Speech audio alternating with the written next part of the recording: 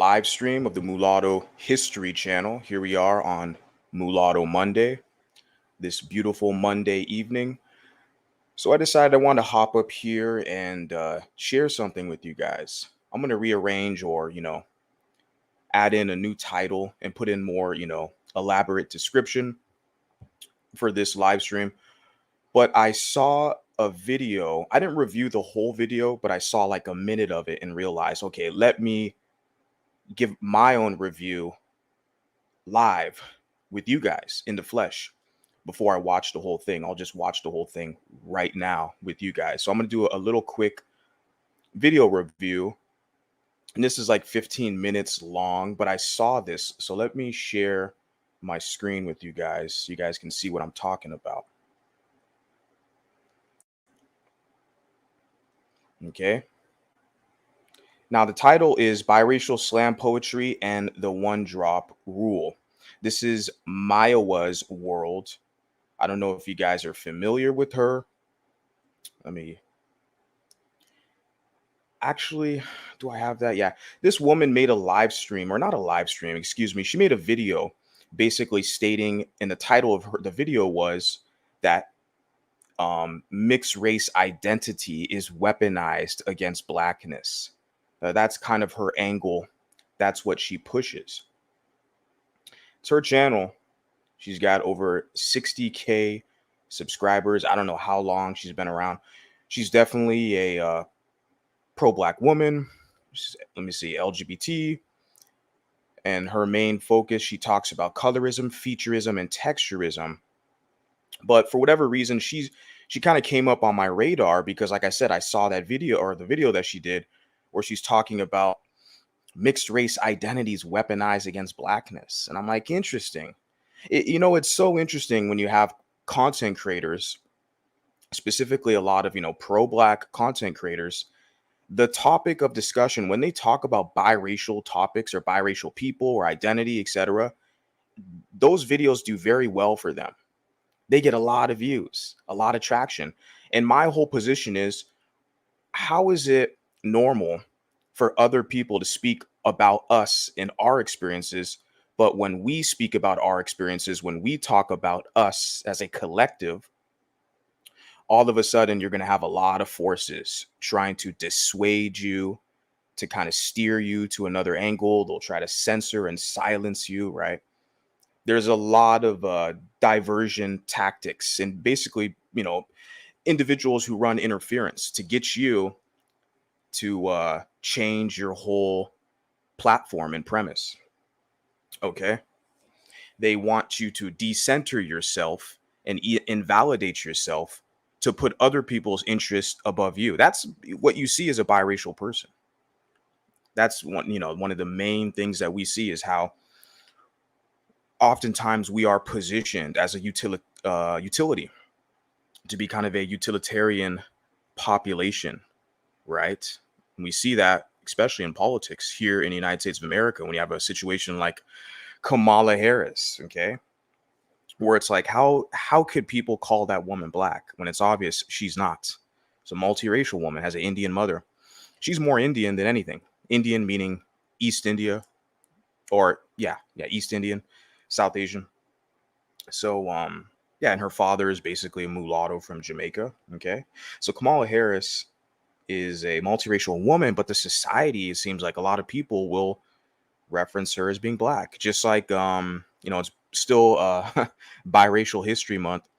So what you'll see pictures of Charles Drew all over the place, right? Charles Drew, and they'll say he invented the blood bank. They'll misrepresent, they'll miscategorize, or they'll misidentify Charles Drew. They'll say he's a black man. It's like, in what world, in what country is Charles Drew, a black man? He's not a black man. But yeah, so we're going to get into a little bit of that. The thing is, we have the microphone now, so our voices are going to be heard. You're going to have a lot of opposition. A lot of forces are not going to like that. Too bad. We're still going to march forward and get the message across. The whole thing is even for me, why I decided to upload content. It's like, like I said, I'm going to repeat it. Why are all these other people making videos talking about us, but yet we're not like pushing back against their, pro-black rhetoric, which is always anti-mulatto, right? They want to gear us and position us into a position of servitude, right? They want us to serve their interest. And so when we try to create our own space, which we already have now, it's just kind of protecting and preserving it.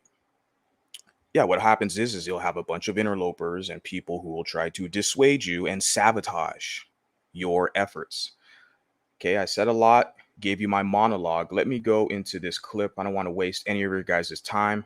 And I'm not going to be here for long, but I will have timestamps in the live stream because I do respect your guys' time. I appreciate you guys being here with me. If you can, hit the like button if you like this content. I appreciate that. Without further ado, let's get into this. Fair use. Who is 3/4 massa and 1/4 coon. Obama is a mulatto. That's the one drop rule fades through the American conscience. And maybe my story is. So now you see the TikTok handle there, Biracial Lounge. The Biracial Lounge is like the TikTok clip that she is using because that's a page that they have me blocked. But I think I'm pretty sure it's the whole Jake Bell crew over there, okay, who are stealing all my material and content to brand themselves out. So over on TikTok, they got me blocked. Biracial Lounge. So that's the whole Jake Bell, angry biracial, future is golden's crew over there. And so guess they have some traction. A lot of people watch their videos. They don't have any original content. They take everyone else's clips and just post it to their TikTok. It's like, hey, it's a biracial page. Yeah. So this woman saw the clip and she's reviewing it, right? And let's see what she has to say about this. And this whole slam poetry, I don't even know this, biracial slam poetry, like that's a real thing. The one drop rule is really what we got to dissect and get into, right? Fair use. It's just a little too honest. I'm black and proud. I'm black and proud. I'm just as white as that Mona Lisa. I'm just as black as my cousin Keisha. I'm biracial, so bye, Felicia. I don't want to see on your phone that you have an album called Parents and Grandparents to show me that you're black. Wrap it. If you have to tell me what race you are because I can't see it, I don't want to go into a Blue's Clues mystery case observation to know what race you are when race is phenotypical. When race is phenotypical, race is how you are perceived. And right away, you see the whole rainbow flag there. So that's the main kind of how do I put this? That's the main situation with her channel. That's fine. That's her channel. But then I would say the rainbows first. Then second, it would be her gender. Then third would probably be black. I mean, I don't know. Honestly, I'm just making my kind of guesstimate, but that's a lot of times how I see it fall into place with a lot of individuals who kind of share her philosophies, where the sexual orientation is usually placed like as the first identity marker, then the gender, and then the race. It's like, well, I just happen to be black, But yeah, everyone happens to be everything. It's just the funny thing is like I said, they want to position us meaning mulattoes, and I'll even include multiracials into a position where we are in servitude. Okay. And I am basically revolting against that position. Okay. I'm one of the brash kind of public voices saying, fuck that. I'm not going to serve you. You're going to pay me. If you don't like it, well, then, deal with it. And yeah, so let's continue on. Sometimes it don't make no sense. Does it really have to? There is nothing I can. If you really listen. And like I said, the position for me here is I'm only reviewing this because it's a little commercial. Let me get this going. I'm reviewing this because they're talking about us, guys. Like I said, biracials. It's like I don't just review random clips from people. This is a mulatto channel. Okay. And if you don't like the topics that revolve around mulatto identity, mulatto history, mulatto culture, establishing cohesion and connections with mulattoes, you don't have to watch the channel. you know. See, they only gaslight you when they make the reference of race obsessed. You're race obsessed, right? They're only doing that to you, right? They're only gaslighting you because to them, they can have social media pages where it's all about their black race, like this woman's channel, or Tariq Nasheed or Dr. Umar. You notice the same people, they don't have that argument towards Dr. Umar or this woman. You're obsessed about race. They're allowed to have their own self in group preference and self interest. They're allowed that autonomy because of this perceived notion that they're victims of white supremacy and then the social hierarchy, that they're at the bottom and all this other stuff, right? So it's like they already have a embedded excuse to why they get to be pro their race and pro themselves, but no one else can. Especially for you mulattoes. If you try to establish social media or like myself, have a page that promotes us, all of a sudden you're race obsessed. You're obsessed, right? That tactic is so futile with a guy like me. I'm like, well, we have our own shit now. I mean, you could try to dissuade us or defame us or whatever. This is only going to continue to grow. This is literally the beginning. But they, yeah, like I want to say, they only do that to you to try to dissuade you. Everybody else gets to have their own interests. They never say Tariq Nasheed or this woman is race obsessed. It's only the biracials who want to have a situation, a space for biracials. You're the only ones who are quote unquote race obsessed, right? Let's get into this fair use. Hi, welcome to Mayowa's World. Hi, y'all. My name is Mayowa, and on my platform, we discuss things around texturism, colorism, and featureism. Today's topic. So she just gave a disclaimer. On her platform, she covers things that revolve around texturism, featureism, and colorism. And those are all black, female, gynocentric viewpoints or arguments, etc. In that all of those things encompass the kind of black, female, situation, predicament, I guess I can say. But that's okay. Like I already said, she's allowed to because they have the special victim status, so they can talk about their skin color, their race, their hair. They could talk about all that stuff all day, every day. Their whole channel could be based off of that, but they're not race obsessed. Oh no, only the mulatto vanguard sharing history and giving his, you know, giving his analysis on what he sees out here. Only you, yeah, right. Just want to give that, Is going to be about the one drop rule, which by proxy is colorism. So, y'all, I feel like we have lost the plot. I feel like this Black History Month, I don't know what it is, but the amount of things that have gone viral that have relativity to the one drop rule is unreal. For those who don't know, the one drop rule is a race science that says that if you have a drop of blood, you are now officially Black. So when we discuss the one drop. And like I said, I will always denounce the one drop rule. And that's what I do. I do that every day on all my social media because even on TikTok, especially, I get a lot of one droppers. Whenever you try to position yourself to say, no, I'm mulatto, I'm biracial, I'm not black, I'm just as white as I am black. I'm, possibly even more white. I didn't do official DNA test, but because as a lot of the African Americans will claim, well, most African Americans have mixed blood. They have ancestry from the plantation, so we all mix, right? They're basically trying to humble you, say, get your ass back over here in my crab bucket.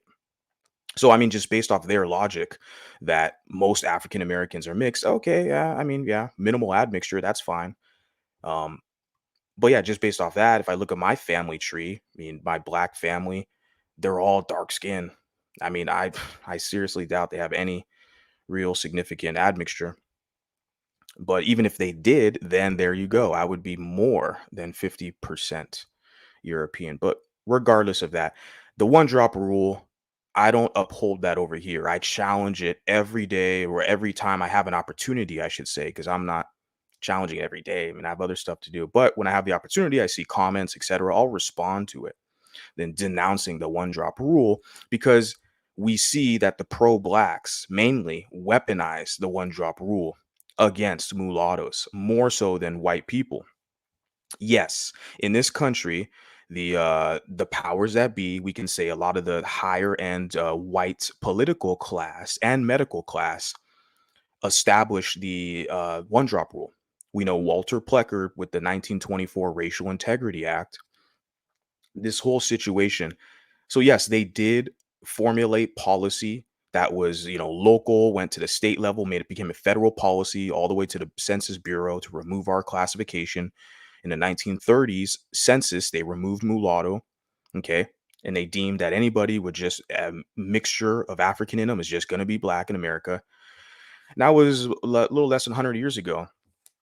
But here we are today, and obviously you can see the multiracial option is everywhere you go. Every job application that I filled out, two or more races. I filled out, I don't know if it was a job application or it was like a survey or something. And they had a option where you can check the box and you can write in how you identify. And what do you think I put? I put mulatto. If they have that option where you can check other or state which how you identify, put in your identification. Or if they have two or more races, you could check white and black. There's been times where I've just checked white, you know? I mean, it's the same, like, if there's been times where I just checked black, like, how is that normal? But then, like, they wanna try to guilt you, "Well, you can't just be white." It's like, "Well, how? How can you just be black, but you just can't be white?" See, that's our unique predicament.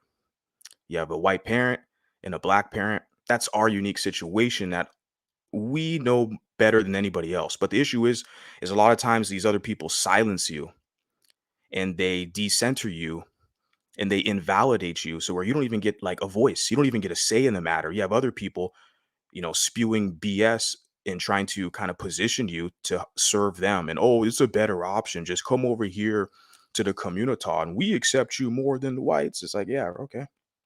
For the ones who fit in, I quote unquote fit in, have fun. I mean, go do you.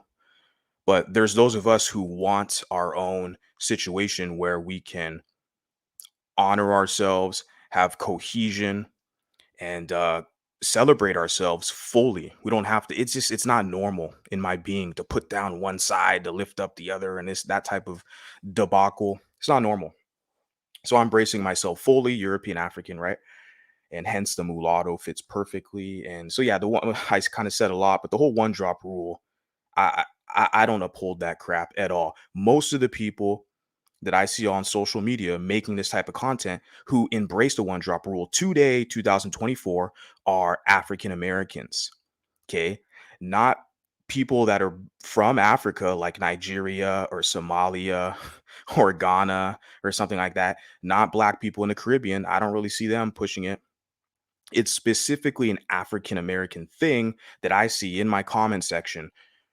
Any video I put where they're like, "Whoa, it's still the one drop rule," and they try to scare you. Oh, when the police pulls you over, really? I received a ticket once, and the cop put Hispanic on the ticket. You know, so you tell me, like, they're trying to tell you like your experience for you, and they're gonna try to persuade you. You just got to be black because the whites don't claim you. We accept you more, and the cops, they're gonna look at you like you're black. It's like, yeah, I don't think so. So yes, I guess you could say that, like I said, the powers that be, white people, if you want to say that, it wasn't all white people, it's just the kind of high end political class, like the Anglo Saxon Club. It was Walter Pleckard and his kind of medical constituents, etc., and all his associates helped formulate that one drop rule. But it's dissipated over the years. People realize it's a flawed rule. It doesn't have any legal standing. It was outlawed in 1967 with Loving versus Virginia. And of course, the one drop rule, the Racial Integrity Act, was a mandate that started in Virginia. So, yeah, the people who uphold it today are people from the community. But you have a guy like me who's challenging it, saying, no, no. One drop of black blood doesn't make you black. One drop of black blood, and you have some other kind of heritage configuration, how you identify, that's on you. Continuing on, fair use. Rule, I think it's really important to talk about sympathy and empathy. I feel like discussions around one drop rule or people who are white passing gets a lot of sympathy from not only white people, but black people. And I'm going to discuss how it moves in different ethnic groups. So when I talk about the sympathy that people get for one drop rule, this is where we get the trope of the tragic mulatto. So I'm reading this directly from Wikipedia, but it says the female tragic octoroon was a stock character of abolitionist literature, a light-skinned woman raised in her father's household as though she was white until his bankruptcy or death reduces her to a menial position and she's eventually sold. And so the reason that I say this garnishes sympathy is because, so back when the tragic mulatto trope became popular in media, people would look at this. Yeah, so that was a more prevalent trope in media, right? But we still see today how that term is used to slander mulatto women specifically. They use that tragic mulatto specifically for mulatto women, and that's for mulatto women who don't choose black male partners. They want to gaslight, mate guard, and shame their preference, right? Black men's preferences, which is mulatto women. Let's call a spade a spade. You watch any hip hop video, any hip hop artist, you look at their rap video. What are the women you see twerking, dancing in the videos, right? Exotical women, right? You don't really see all these like dark skinned Bantu women dancing around. Let's call a spade a spade. We see the preference twerking, shaking it up in all these hip hop videos. So for a lot of these guys, okay, dark skinned Bantus, African Americans, when they see their preference, the mulatto woman dating a white man, I've seen this all over social media. I've analyzed this and documented this for the past 2 years, where they will literally refer to that woman as a tragic mulatta. I've seen it where it's like a black manosphere guy, a couple of these black manosphere guys who have pretty big channels. I mean, compared to me, I have a little small channel here, but these guys, broke ass, dusty, black winosphere dudes, a few of these guys, I'm not gonna name their names, but they had the nerve to call Mariah Carey, and they called Halle Berry a tragic mulatta. And I'm sitting there, how the hell are these broke ass, bummy, dusty ass YouTubers gonna call Halle Berry a tragic mulatta when she's a multimillionaire, extremely accomplished? She has all these awards and accolades in her craft. She's an excellent actress. Who she is or how she is as an individual, I've never met the woman. I don't know. Yeah, everybody has problems out here. Okay, that's everyone's personal business. But as far as her profession and craft as an actress, I like Halle Berry a lot. She's a very, very good actress. And so she's accomplished and she's super rich and wealthy. Yeah, I've never seen a bad Halle Berry movie. Every movie I've seen that she's in has been really good. Storm, she played Storm in X-Men. James Bond movie, I could say that. And then Catwoman. She did one a couple years ago on Netflix. It released it on Netflix. I think it was called Bruised or something, where she was like MMA fighter. She's really good. I really like her work, so I'll give her a shout out. But but black men who are broken, bummy, and dusty will call her a tragic mulatta because she chose a white male as a partner. She chose a white man as a partner, right? She didn't choose them, right? They prefer her, right? And she didn't choose them. So they feel kind of insulted or shamed or like slapped in the face. So now they want to kind of shame I see this going on, okay? So what I want to say is that whole tragic mulatta trope, it's still being kind of you still see it creep up in a lot of places on social media. Usually it's geared towards the women. It's because they see what they got like me. It's very simple. All I can do is just gather my notes, establish some kind of social media, connect with people. I can build something very quickly. Okay. And then people will be attracted. They'll tune in, they'll watch, they'll email, message, be like, hey, I like what you're doing. And hence that's why you guys are here. Right. So continue on for use. Person, like white people would look and they'd be like, oh, this person looks like me. They shouldn't be subjected to harm. And so that was like kind of that was the push of why that happened. And then by proxy, Black people also started to say, oh, wow, it must be so hard for you to look white, but still have the hardships of some of us Black people. And then the sympathy came that way. But within the tragic mulatto trope and what we see going on today is that there is a lot of blaming or equally blaming of Black people for the oppression of white passing people, which is incredibly false. See, the whole thing with the perpetual victim class, I'm going to say it like that, is to remove all of their guilt. They want to remove all of their accountability for how they treat people. They want that justification to be like, look, I can treat you a certain way because I'm treated the worst in society because of my skin color, right? That's literally the philosophies they push with intersectionality. And trust me, this woman, I haven't watched all her material. She talks about mixed people that I'm watching, right? And I guarantee you, if I do a thorough analysis, it's intersectionality. We saw the rainbow there earlier. She's talking about featureism, colorism. Okay, this is intersectionality. So they get victimhood bonus points on their hierarchy. The more kind of victimhood points they get, that gives them more of a kind of status standing within that philosophical realm of intersectionality. But according to her, all the accountability is removed. She's like, oh, she's saying people are blaming black people. No, no, no, no. I'm not blaming. We're holding people accountable equally. Okay. It's normal for a lot of biracials are conditioned to hold white people accountable, to do that for sure. Hold everyone accountable. That's the thing. Hold everybody accountable.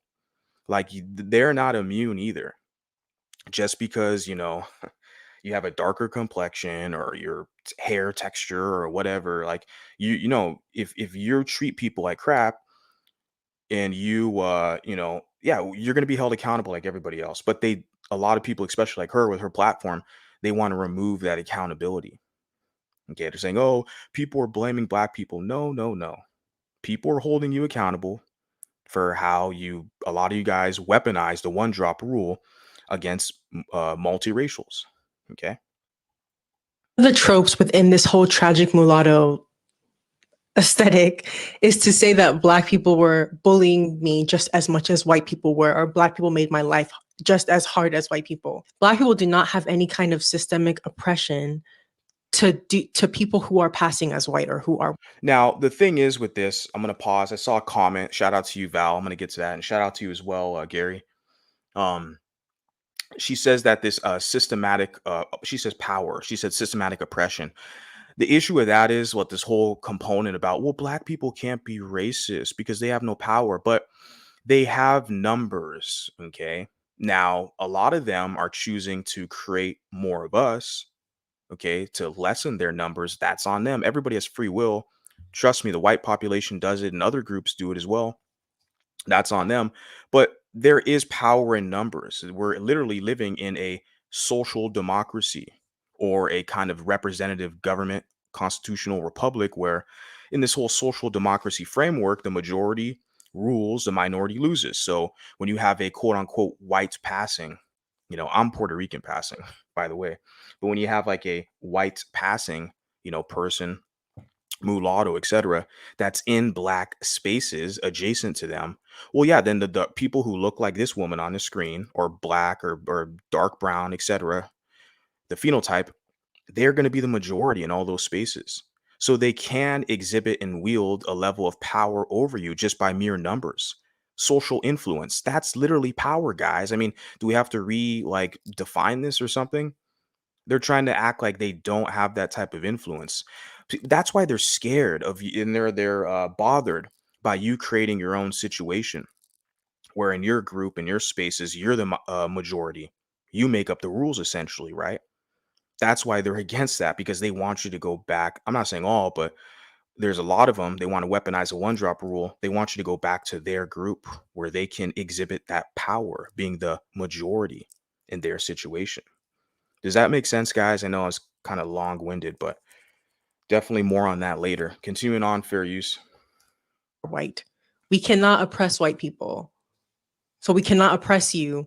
And I feel that there's actually so much space within the Black community for people who do pass as white, and even people who are mixed race, and even people who are light skinned. Colorism is a discrimination of dark skinned people. So by proxy, it is the uplifting of light skinned people. So she's defining it. Her whole channel, right, is based off colorism, featureism, texturism. Excuse me. She already said that. That's the disclaimer, right? Her platform's based off that. So according to her, she made her own personal definition. She said colorism is the oppression of darker skinned people versus and uplifts light skinned people. But we do know that when I heard of like the golden sphere spaces, there was a lot of light skinned people, even they're just black people. I mean, I know it's kind of an iffy subject because people will say, well, if you're light skinned, that means you're mixed or something down the line. Okay, I get it, guys. But the culture and how they identify and where they grew up, etc., all those factors come into play.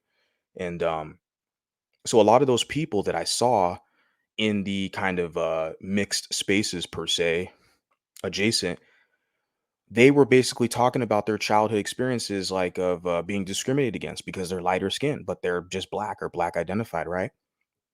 And I heard a lot of those stories. So I'm like, well, isn't that colorism, right? Like all the like the tropes about, oh, you light skin, you weak, you soft, and you light skin. That's literally colorism, guys. Like, but this woman tries to make it seem like, oh no, they're just, cracking jokes. Colorism is only if people who hate on darker skinned people, but there's people who are darker skinned who hate on light skinned people just because they're light skinned because of jealousy and envy. Let's be real, right? But like I said, with a lot of the intersectional kind of feminists in their philosophy, they remove the accountability from the perpetual victim class. They remove the accountability from them. So they can do no wrong. They're justified in their behavior and how they treat light skinned people or how they outgroup and in group and weaponize the one drop rule against mulattoes and mixed people, right? That's justified, right? Because they're victims. They're allowed to do that. And you're just supposed to just put up with it. Yeah, right. Maybe that was the case in 80s or 90s, okay, when the numbers, weren't there. But everywhere I go now, not everywhere, but just, generally speaking, a lot of places I go, even, my current situation, I'm like, I'm seeing all these younger mulattoes, this Gen A. Like we're all over the damn place now. Like this is just getting started. That's the thing. That's why I realize I have to serve the growing population. I have to give them an option so they don't feel like they're stuck, like they don't have an option, because that's our predicament. A lot of us feel like we don't have an option. We don't have a voice. We don't have a place. Nobody's speaking our language. Well, we are now. I am speaking your language. You connect with me, this is for you. I've literally established my whole platform for you. So you belong. You have somebody who is an advocate. Let's continue on, fair use. So if the lighter you are in Black communities, the more sympathy people will have for you, the more empathy people will have for you, the more people will see you as correct or right, and we can also admit that anti-Black racism is this idea that Black people are innately bullies and Black people are innately mean and jealous and angry, and the darker You see that she's basically trying to debunk all of our arguments. Now the mean or the bullies part, it's like, nah, it's like I said, that's only in if we're in like their spaces, like I said, and they have the numbers, then they can wield power and literally bully you. Okay. And even cyber bullying, if you want to use that. I don't even use that term. You're cyber bullying me. It's like, just document it and report it to the FBI and move on. But she said, she just said something about the a black jealousy. She said jealousy, envy. Now that's critically important because, like I said, she's trying to debunk our arguments or our grievances, basically, because we literally see all over the place. Actually, I'm going to get to the comment right now. Shout out to you, Val. That yeah, the she's saying that anti-blackness is people holding black people accountable. Now, if we hold them accountable, all of a sudden, isn't that what they say? Me, a guy like me, you're waifid. You anti-black waifid, right? They remove all the accountability. You can't question anything, or you're racist. Like, okay, since I guess you call the shots, not really. And yeah, so it's like, yeah, the jealousy thing is especially that's very real, and we point that out all the time. We see on social media that's like, yeah, even in real life, off this is all real life, but like I say, off social media, whether you're going to school or work, you literally see the jealousy. I know that, like, I don't get the jealousy from women, from black women. And there's a lot of black women, let's be real, that have nasty attitudes or negative, but that can be applied to every group of women. Let's be honest and fair. Okay. There are some tropes about angry black women, but it doesn't matter. White women, they call them Karens, and then also Latina women, etc. There's a lot of women who can be rude. But for me, I'm speaking personally, me, the jealousy component, a lot of it would be coming from men. For sure. Like I would get fear from the Latino man or the white man. I didn't really feel jealousy with them, but it would be with black men. I could literally see jealousy, especially if I was in a room or a situation, a room or a gathering where like the mulatto women or light skinned women kind of gravitated towards me or was like eyeing me or being cordial, even being cordial with me, I would see the darker skinned men just start to hate. And I was like, damn, I think this dude wants to throw hands or wants to fight. Literally, it's that jealousy is very powerful with operating a lot of their psyche, right? It really hurts them when they get jealous. I saw this comment from Val. Shout out to you, Val. Appreciate you being here. I got something. Yeah. So I saw this comment and I want to stop and talk about this. Val says they get upset when you date a black man and a white man. Okay. And Val's a woman, a lady, mulatto lady.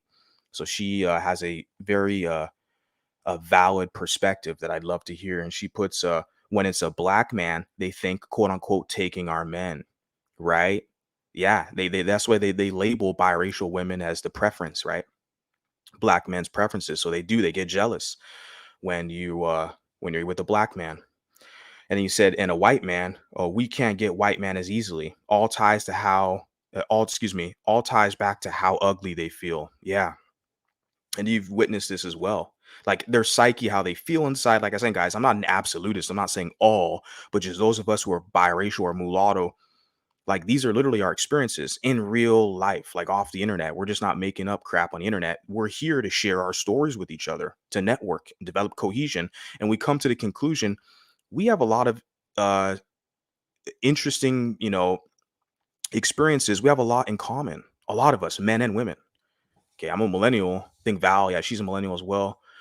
And it's like, yeah, it goes back to that jealousy thing where she's saying as a woman, where it's like they're going to be jealous of Val because of the palatability, right? Like you can blend in with Latinos, blend in more easily with white people, and then with black spaces, black men will prefer you. So all over the damn place, they're going to be jealousy. Whether you slice it or dice it, regardless of how you slice or dice it, like there's going to be a level of jealousy there, and you see that, Val. And as a man, for me, like I see that too. It's more so on the male angle. I get it from the men. So it's yeah, there's no denying it. There's no hiding it. But with the woman here, I'll get back to all your guys' comments as well. So shout out to you guys. Appreciate you guys being here. Just want to kind of finish the clip first.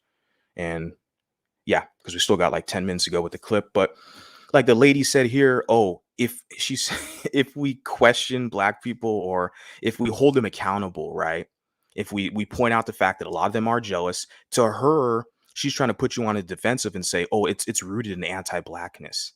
You're supposed to let these people be rude or be nasty and hate on you. I'm like, no, I can't. I'm not putting up with that crap, dude. You say whatever the hell you want about me, but nah, it's not gonna work. Yeah, fair use. You are, the more likely people are going to think you're mean, you're jealous, you're angry, which is often why if you've ever seen like TV shows where a mixed race person described like getting bullied, the people who they usually would be like is like, she's dark skinned, she has kinky hair, she has nappy hair, and she bullied me because my hair was long, all of that stuff. So, and that does happen. That does happen. We all know that happens. Like there's like been stories about that, right?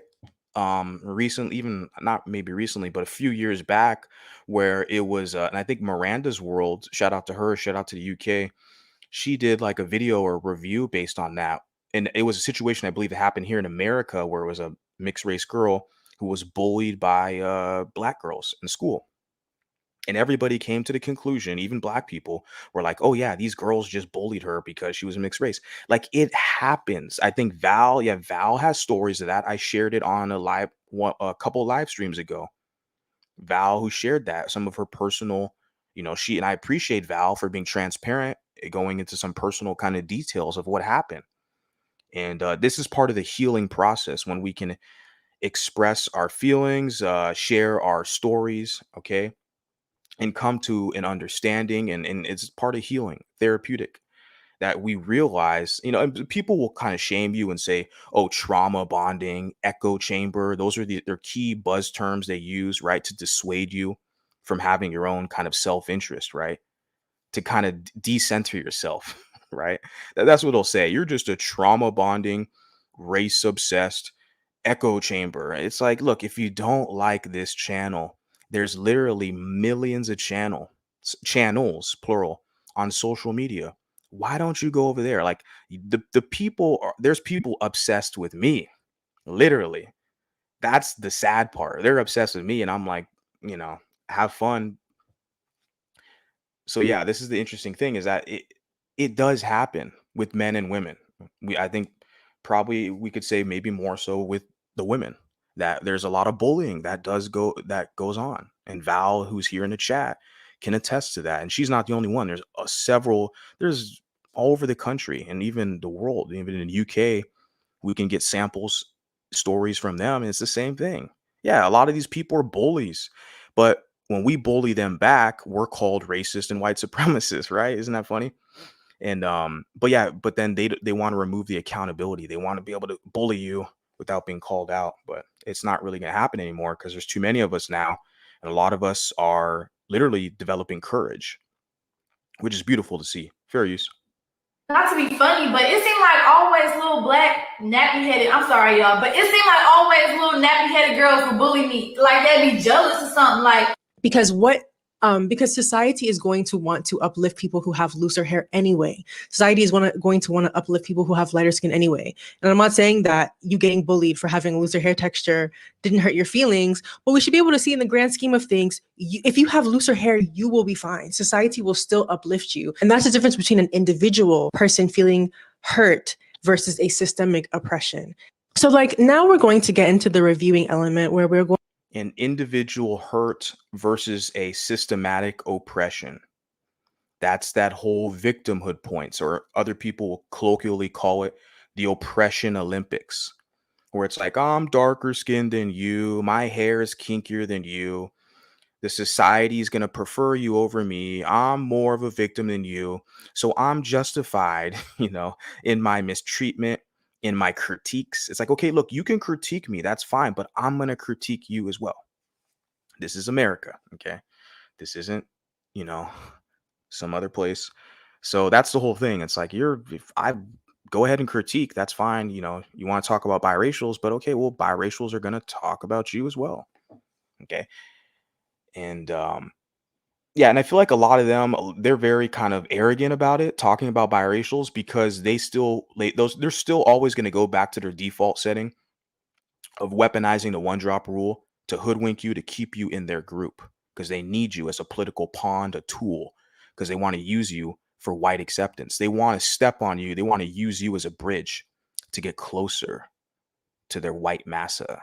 Okay. And a lot of mulattoes haven't figured it out yet, and that's fine. I'm here to help them figure it out. And I'm just one guy, I know a lot of people might not like the delivery, but like I said, there's other channels who will make you feel warm and special, I guess. But let's continue on with this. Fair use. going to watch some of the most unbearable, tragic mulatto media, and we're going to give them my review. Let me find it. This clip of this poet who is mixed race, and I guess this is from a documentary. I saw that it was released a couple years ago, but it's going viral right now, and it is of someone talking. I think it's called the Quadroon Confessions. So let's have a look. Someone who is 3/4 massa and 1/4 coon. Obama is a mulatto. That's the one drop rule. Yeah, I don't know. I think I saw that clip somewhere too. Someone shared it. I didn't even watch the whole thing, that little poetry stuff. I'm not really a fan of poetry. I'm going to be honest, as a disclaimer. I think it's cool. Like, I like to write, I journal. Actually, I don't want to say too much, but I'll say that I like to write. Okay. And even at work, if I have some downtime or whatever I'm doing at work, like, I'll write. So I do like to write. I like to put my thoughts on paper. I'm not just creating audio or digital content material. I'm doing writing as well. And so I like writing. I respect writers and etc. But the whole poetry and stuff like that, it's not my kind of forte. Just that's why it doesn't really spark interest. But people like it. That's all on them. Continuing on, fair use. Talk about an entrance. The one drop rule fades through the American conscience. And maybe my story is just a little too honest. I'm Mark Osborne, Maya's dad. We actually had a nickname for her, the Amazing Maya. That nickname, I don't know, maybe she was a couple years old, probably came out. And I still think it applies more than ever now. A little too harsh a reminder of civil rights' false promises. A little too bright is the light in my skin that sheds light upon what lactification trauma is. And I think maybe I'm gonna give a personal viewpoint. I think there might, like, with some, she says she's quadroon or whatever, yeah, because her mom is mixed, her dad's white. People don't really use that term, guys. Like quadroon. You know, is anyone calling themselves that on social media or anywhere? Like, a lot of people would just say they're mixed or biracial. If they're even, yeah, like I said, quadroon's like what, 25% African, 75% European. So you're a European guy with admixture, or girl with admixture. So, like, even Mariah Carey, I believe, would kind of fall under that category. I know the community wants to make it seem like this Caucasian woman, Mariah Carey, is all biggity biggity black. It's like, no, we see her father. I believe her father is like from from Venezuela or something, has like African ancestry or something. Yeah, because her Mariah Carey's father is like mixed race and her mother is Irish. It's like Mariah Carey is not black, but she doesn't use the term quadroon. I doubt it. And even the rapper Logic, you look at him, and there's other examples, but yeah, we're like, yeah, your dad's not even really like black like that. He looks like a mixed guy. And your mom's white, so yeah, you know, yeah. I'm just saying, guys, like those are terms. Because I've never seen it. I mean, that's just me personally. Because I've never seen it, I can't really invalidate or say that other people don't say it out there. I'm just, like I said, give my personal view. I don't really see in society anybody using that term like that. I'm a quadroon, or that person's a quadroon. No. But the word mulatto, yes, I've been hearing that for literally over a decade. In real, like when I was up in Portland, Oregon, or actually, no, it was outside of Portland. It was in Klamath Falls, Oregon, which is like Southern Oregon, the state of Oregon. And yeah, white lady literally asked me, "Are you a mulatto?" Right? See, like, and she was blonde haired, blue eyed, Anglo Saxon, right? They don't ask black people, "What are you?" Or they don't ask black people, "Are you a mulatto?" Right? And the state of Oregon is literally like a 99% Caucasian state. It's like the whitest state in the union, besides like maybe Idaho or Montana.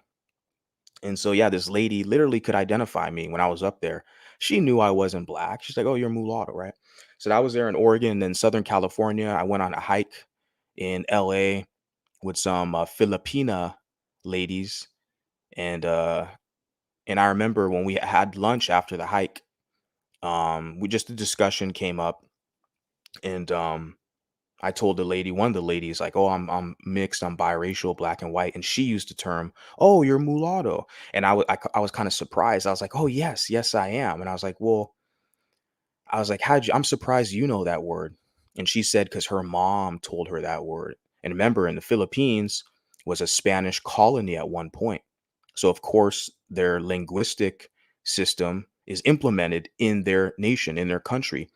I believe even their dollars they use as peso, their currency. And even I believe like the national anthem, if I'm not mistaken, is in Spanish.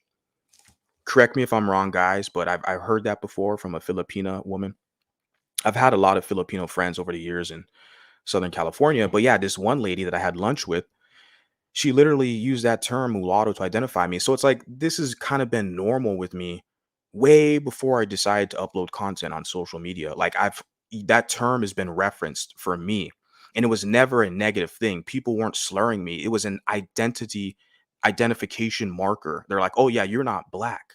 You're a mulatto. You're European African. You're like the mixed guy," right? That's the term we have. And there's people who don't like it. They don't have to use it. They can use some other term. But for me, I love it because of the simplicity. People, they know. Okay, there's no other special kind of or extra, you know, descriptions that are needed. They're saying, "Oh, mulatto, yeah, you're European African." Very basic. Let's move on. Fair use. These are the confessions of a quadroon. Confessions of a Quadroon is absolutely my most well-known piece of work. and my most requested by family and friends. Someone who changes colors based on the racial makeup of the room, Which is beautiful because it is a poem about. And remember, guys, with this lady here, right, their whole position, her, is to invalidate the experience of multiracials or mixed people, like this woman that's on the screen with the curly hair, who identifies herself as a quadroon. That's her right. She wants to identify herself.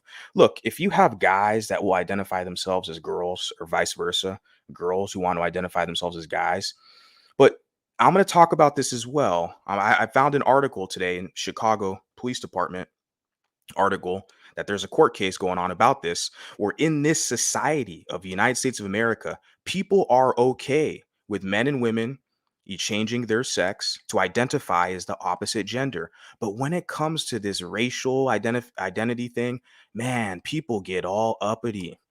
People really push back, man. Like, that's what I'm saying. Like, you know, they want to force you into a box because they want to use you further as a political pawn. Okay. So this lady, I can tell looking at her face, like this woman's doing art and poetry, but she's going to invalidate her. Right? You're talking about being a quadroon. That's so cringe. Like I said, I'm not a fan of the poetry, but that's the woman's story. She's honoring her heritage, her family. That's on her. But this constant invalidation. And then these people, a lot of them, they have the arrogance and audacity and gall to make social media videos talking about us, thinking that we're not going to watch or listen. We are watching and listening. I am. And now we're responding to it. Okay. And what has never happened prior before. There was very minimal response or pushback, if I can use that term. A lot of biracial people just take it, right? Because they feel like they have nowhere else to go. They kind of get cornered, essentially, which is very unfortunate. But my job is to help inspire, motivate, and give confidence to people to realize, look, everybody's good at something. Everybody has a skill set. They're good at something. It's just, why don't we kind of put all these things together and develop something that's uniquely catered for us? Okay. So yeah, continue on, fair use. About me taking ownership of my racial identity, which is something that I have struggled with and will continue to struggle with every day of my life. The only time I've been mixed up in my race is in the world's haste to put me in a category. There have been countless moments because of my coloring that my Black experience has been negated. Yeah, like I was saying, I'm just seeing this lady, like the look on her face, almost like cringe. Like this is just very, this is like very arrogant of her, right? Like this invalidation, and she's trying to play it off like it's pleasant, like a pleasantry, like, oh, like it's, it's cringe and blah, blah, blah reaction to this. Cause her audience is mostly going to be Black or dark skinned women. That's fine. Like, it's a beautiful thing that these women, that Black women and Black people, they have their own spaces where they have pro-Black spaces. I know I laugh and mock and I'll say pro-whack because I'll question some of the arguments. That's just what I do. But the fact that they have their own spaces, I don't infringe upon their spaces or bombard their spaces, or I don't troll them in their spaces. I like the fact that they have spaces where Black people can be around other Black people and be productive. I like that.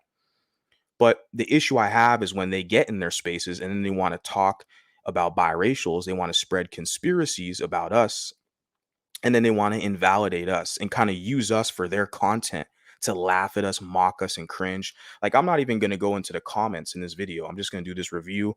I'm going to get to your guys' comments, my lovely listeners in the chat, because I respect you guys for being here. So I'll get to your guys' comments. But the comments in the video, I might check them out afterwards. Maybe you guys can. I'll link this video in the description. But I'm pretty sure, man, you're going to see a lot of comments about people talking ish. Okay. Yeah. Like, look at this. I thought it was just a TikToker mocking biracial slam poetry at first, crying emoji. I'm just saying, like, I'm pretty sure if I get down to all those comments, 22,000 views, this was 4 days ago, you're going to find a lot of people cracking jokes, laughing at this woman, invalidating this woman. And of course, her being the channel owner, moderator, she's going to co-sign it by liking the comment, right? And it's, that's why it's essential that we have our own spaces, our own situation established. Okay. It's essential, guys. And you really, honestly, I feel like a lot of you guys, you're going to get your wake up call and you're going to realize you kind of don't have a choice. Like, you got to protect your own mental health. You're going to realize, yeah, I got to network with other individuals who kind of share this collective experience and identity. Let's continue on, fair use. Gated by others. And I have been told that I cannot live that I'm not black, that I cannot live a black experience. So like, she said that these people didn't think she was black. And it's like, I feel that if you know how you present in the world, you should not be offended by that. Being offended by that is actually a privilege, because it means that there's another reality you could be living where people are not perceiving you as black. And we all know what happens with the reality where you are not perceived as black. You have privileges. It's all. You guys see that? The privilege. There it goes, privilege. Like I said, and the whole thing is this intersectional feminism where number one, being black, number two, being dark skinned, number three, because she, excuse me, she talks about featureism, texturism, colorism, right? So she's got all that. And then also you're going to throw in there LGBT, because you saw the rainbow flag at the beginning, or not the flag, but she had the rainbow like emoji, etc. Okay. So all of those things are thrown into one. That literally, in her philosophy, intersectional feminism, is going to give her victim points and leverage, even over the lighter skin or mixed women. Okay. Especially if those women are like straight as well. Right. This stuff is pretty deep. Yeah. I mean, they feel like they are allowed to kind of bully and invalidate those women because of their perceived victim status. It's pretty unfortunate. But then again, like I said, we have a voice now where we can challenge or, critique the rhetoric that they espouse on us. Okay, fair use. Almost like being offended that somebody thought you were rich. It's like, babe, I'm not going to feel bad for someone who thinks someone has money. I'm not going to feel bad for someone who looks white and See, she's not going to feel bad for someone who looks white. She's not going to feel bad for biracial people because you have light skin, you have proximity to whiteness, right? And like I'm telling you, she's going to remove all the accountability. It's even to a point now where she's going to tell you, if you hold black people accountable for their racism against mulattoes and their attitudes towards you, if you hold them accountable, she's going to say you're being anti-black. That's anti-blackness, right? There's no accountability. But then we listen to her right now. She just said she doesn't feel sorry for people who have privileges over her, who are light skinned. I'm like, why are we like even dealing with this situation? Like, if I'm not getting paid, I mean, I'm using this as content right now. Okay, this is good for me, for my audience. But it's like, I would not even entertain this conversation that this woman's having if I wasn't, like I said, getting paid or developing some content or something, because it's like the conversation goes nowhere. They're using a lot of liberal jargon, the weaponizing the one drop rule, invalidating you to try to reposition you to serve on their interest underneath them and to remove their accountability, where they can crack jokes on you for being light skinned, bully you because you're light skinned, because you're mixed, laugh at you, mock you. But oh, you can't hold them accountable, or oh no, because then you'll be considered anti-black. I just thought that was interesting, the kind of arrogance where she's like, don't expect me to feel sorry for you because you have privileges. It's like, well, we already know how a lot of you people operate. Like, we're all documenting this now. We see the philosophies, the strategies, and the methods they use, and it all correlates with that one drop rule and how that's weaponized against us, okay? To in-group and out-group us at their convenience. So here we are in Biracial History Month, where they'll claim all of our wins, right? It's a black king, Charles Drew, right? Yeah, fair use. people are saying is white. I don't know. I feel like it's just really detached. I really hope that this person is no longer performing that piece. And I know some of y'all are going to say, well, Maya, what? You see that? She hopes that person doesn't perform that piece, right? To silence and censor you. They don't want you to raise awareness, to to invalidate you. Yeah, and it's really a futile tactic now. Like I said, it just doesn't hold any weight. It's very futile, because like the people who are trying to position you to do that, like they don't have any power. Like there's nothing, they're not paying you. There's no monetary value. There's no incentives. But what are they going to continue to do? Like shame you or slander you? Like, you know, that's it. Okay. Right. People have already been doing that, a lot of us, for a long time. I mean, that's part of the human experience. It doesn't matter what your kind of ethnic extraction is. Um, People are going to find something about you to ridicule and mock. Okay, that's just part of life. So it's like if these people think that's a very valid strategy moving forward, they're going to get tired real fast when they realize how ineffective it is. Okay, my whole position is, look, if you want me to entertain this stuff, you guys, you got to pay me now. I'm one of these biracial guys. Look, I'm not really looking to fit into your little clique underneath you in your spaces and circles. I created my own space. Look, if you want to deal with me, I got it. There's got to be some type of exchange. Okay. I got to get paid now. I'm sorry. I hope more mulattoes will take that position. That's my goal, is for these mulattoes to negotiate their position and realize, look, you got to get something out of the deal as well. Stop getting gypped and ripped off and getting nothing in return. Let me finish this off. Fair use. If they can't do it at the spoken word, where can they do it? You know where they can do it, babes? At therapy. You should not expect people who have less privilege than you to be the people who console you. You should not. And someone tagged that in the comment section. I saw that, which the quote, the line she just said, you should not expect people who have less privilege than you to console you. Okay. This is when you deal with them, that's the position, like that leverage, that victimhood leverage. They're like, look, you have more privilege than me. Don't come to me with your BS. Like, you know, like, yeah. And it's a wake up call, a biracial wake up call. Like, if you guys aren't getting anything out of the deal, why are you even entertaining it? Right. But we can't just sit back and let them just talk about us. We got to respond. Okay. And that's going to spread awareness. Other people are going to watch and listen and be like, oh, there is someone out here talking my language. Okay. All right. Not only should you be doing it at therapy, you should be doing it with family members. You should be doing it with people who have the capacity to hold space. It should not be assumed that because I am Black, I must be able to hold space for you and your racial panic. I'm not doing that. And I think it's okay to not do that. I think it's okay to put your foot down and be like, this kind of poetry is actually really unbearable and I don't like it. And no, I am not oppressive to white logic. And no, I'm not oppressive to a white passing or a white person because I don't like it. But when we talk about empathy, Yeah, and like I said, that's only going to happen to these quote unquote white passing, because the woman was, like I said, basically white with African admixture. She used the term quadroon. You look at the woman, it's like, okay, yeah, you're probably like what, 25 or probably less than that, 20% African. You're mostly white. Like, yeah, whatever. But she identifies as mixed race. That's her right.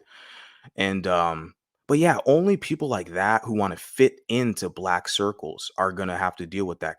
People like this woman, you know. Because for me, with my channel, with my social media, I got like creepy interlopers who like they want to be all up in my situation. Where it's like, I'm not even trying to be in your like space. There are spaces like that. There's some channels I like, and quote unquote black spaces. That's fine. Some of those same people, they pop up over on my channel, and they're all welcome. If I'm in their space, then yeah, they can come to my space. That's how it works. It's a social media. It's social. But some people are very weird and unethical about it. They're like creepy interlopers. Like they want to like wiggle their way in and try to dissuade you or censor, like yeah, dissuade you from what your message, and to include them, or like on a weird level. When I mean include them meaning devalue or invalidate yourself and put them above you. It's, I can get into that more of that later, but that's what I find with my social media, where I have a lot of these people who are like creepy interlopers who are mad that I kind of don't want to associate with them. When I look at this woman's channel, she wants to curate a specific audience for black women. Hey, it's a beautiful thing. You got a channel, you represent, the colorism, the featureism, texturism. Those are your talking points. Hey, it's a beautiful thing. You have a big market for that. Way bigger market than this. What I'm doing here is super niche. I don't give a shit. I'm not trying to get rich. Okay. I'm not trying to be social media famous. My whole job and agenda is to let these other mulattoes know you have an option. You don't have to be stuck underneath blackness. You have an option. There is a mulatto option. That's my whole position here with this. And but yeah, she has a niche where she can serve the some of the ladies in the community. That's a beautiful thing. I'm not gonna, argue against that. You're entitled to that. Everybody is. But like I said, the whole thing is it's funny. It's just it seems like the only issue is with us, right? When a mulatto wants to have a channel or social media that shares the kind of collective experience with a lot of mulattoes, all of a sudden you're race obsessed. You're talking about mulattoes too much. Why don't you talk about no? Why don't you go to another channel where they talk about something else, right? Like, I follow a bunch of other channels that have nothing related to do with this type of stuff, but I create a channel and I have an audience and they support my content and I'm making this for them. So, and it's not going to stop. Continuing on, fair use. Of like people who are often marginalized in blackness, like a lot of times it just goes down to the lightest person, because there are people who are bi-ethnic and actually have so much struggle within being bi-ethnic, but they're not given sympathy or empathy, and they can't really use that as like a personality trait. I have so much empathy for bi-ethnic people because They can't use that as a personality trait, and she does the air quotes. Now that was a dig for the biracial people, right? Now, of course, when she says bi-ethnic, she's applying that to dark-skinned Bantus, people similar like her. She's saying, oh, someone who's like half African American or half Jamaican, right? Or half Nigerian, half, Kenyan, you name it, right? But they phenotypically present like her, okay, dark-skinned Bantu. So that's the whole argument she's using is bi-ethnic. She has sympathy for the dark-skinned people, right, who are bi-ethnic, but she doesn't have any sympathy, as she even said it out of her own mouth, for white passing people. So basically, if you're half white, if you're biracial, if you're half white, mulatto, right, she doesn't have any sympathy for you, right? Where is that anger coming from? Like, and people don't question that. You know what it is? It's her presentation is way more professional than mine. I don't know when the hell she started her channel uploading content, but she's probably been more, thoroughly versed as a content creator. I mean, look at the numbers she's acquired, her engagement and all that. Because I'm not professional at all, man. This is some shit I'm doing on the side. Just I want to connect with you guys. Like, even with like with Afro-P and Monica, when I was talking to her, like I told her, you know, basically my whole position is just to connect with other biracial people, right? I want to have that sense of cohesion. And even I said that when I first started uploading content to J4 Conversations, his channel, because he even told me before we talked behind the scenes, like, what's the goal? And it's like, look, I just want to connect with other mulattoes, you know, basically. That's it. There's no like weird gimmick or anything. I'm not trying to just make a buck. Okay. I got a full-time job and a part-time. I have investments. I have other ways of making money. It would be beautiful and nice if I can establish this brand and platform and I have supporters and I serve the supporters and I have supporters who are proud to support me. That would be a beautiful thing. It's going to happen, eventually. It's inevitable.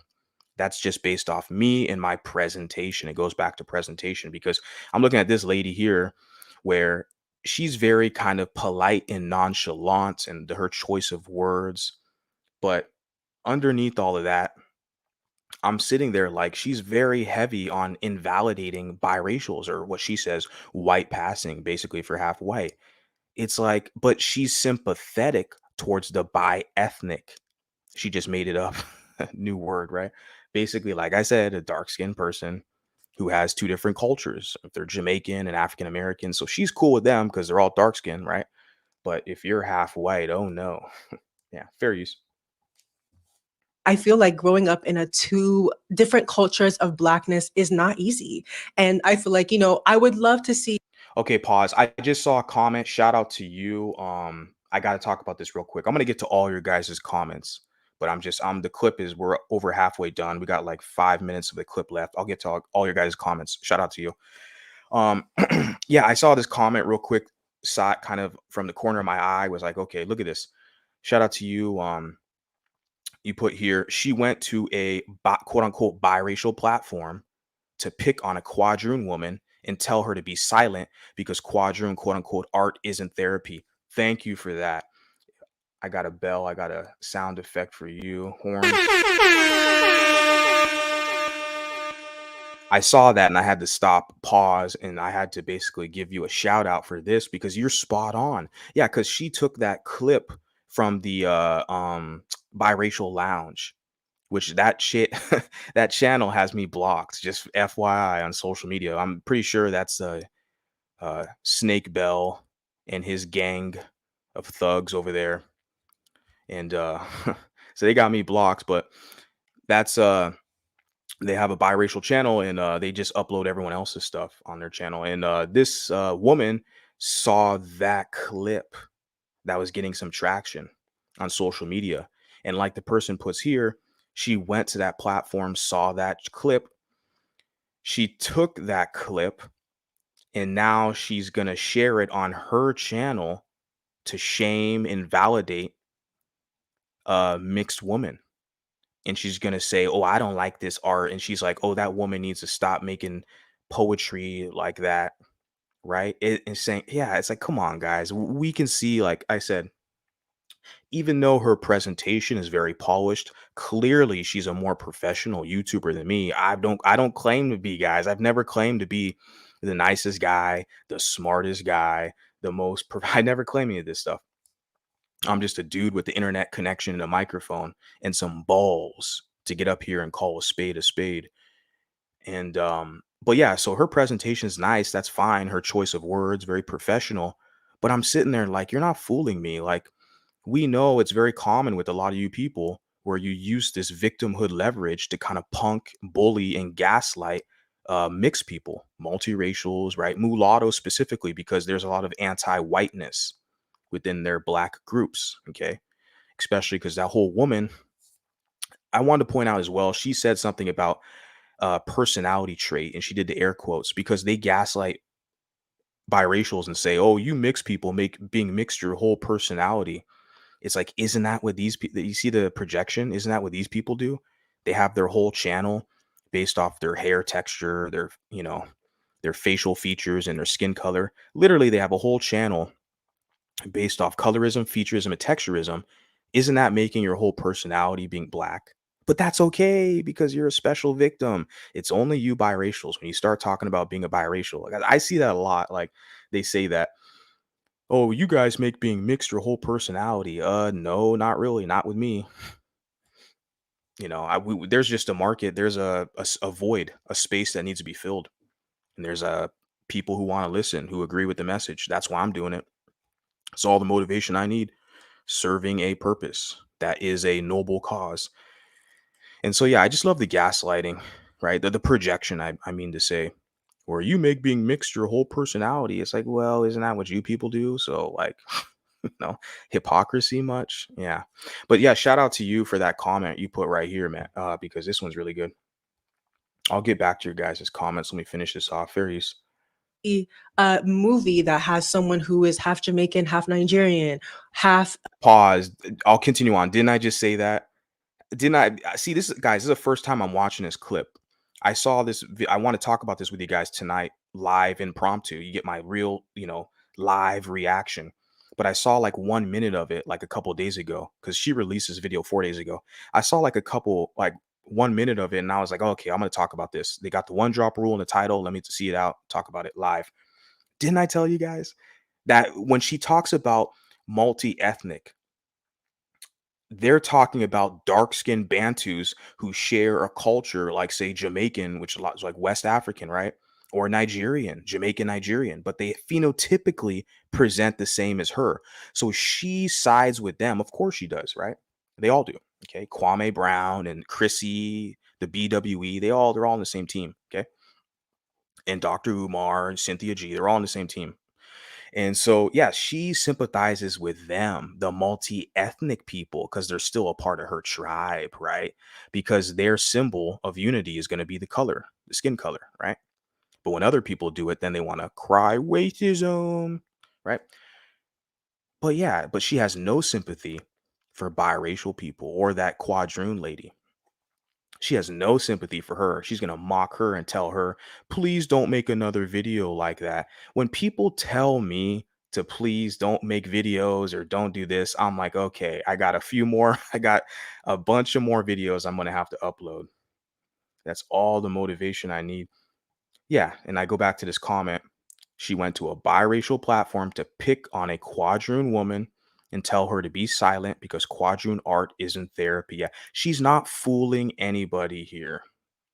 And she can call it anti-blackness. She can call it misogynoir because that's a term they're going to use because intersectional feminism. And she can use all the other buzz terms, whatever. But it's not going to stop the fact that there's a lot of people similar like me who can see through the BS and the kind of professional, kind of polished presentation, which I give her, like I said, I give her credit as a content creator. That's fine. She's even got the kind of microphone. Her sound is crisp. I know my gear, my tech I'm using is kind of lower end. Like I said, this is like some stuff I'm doing on the side, guys. I get off work, get out of the gym, I hop up here, talk to you guys, go to bed, wake up, go to work. But I'm blessed to be here with you guys. So fair use. Eritrean, half Ghanaian, half South African, half African American. Like these are the kind of, but we don't have these kinds of people that we hold space for, especially if they're dark skinned. I think that people don't really care. Especially if they're dark skinned. I feel like people don't really care. Okay. This is the first time, like I said, watching this clip with you guys, but I already knew when she used the term multi-ethnic, she just made up a new word, whatever. I already knew where this was going. She wants to make space for more people who look like her. Okay. She wants to exclude the mulattoes who have European ancestry, which is fine. Because once you kick those people out of your black space, those people are going to be looking for answers. Once they get their biracial wake up call, they're going to jump on social media. They're going to type in the word biracial. They're going to type in the word mulatto. Let me learn more about mulatto. And guess what? They're going to find little old me.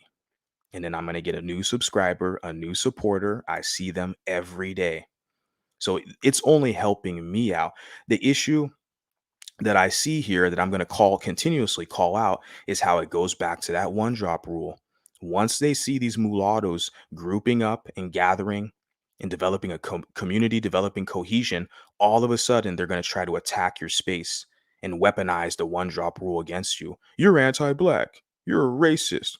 You're still considered black. They're going to try to destabilize you and dissuade you.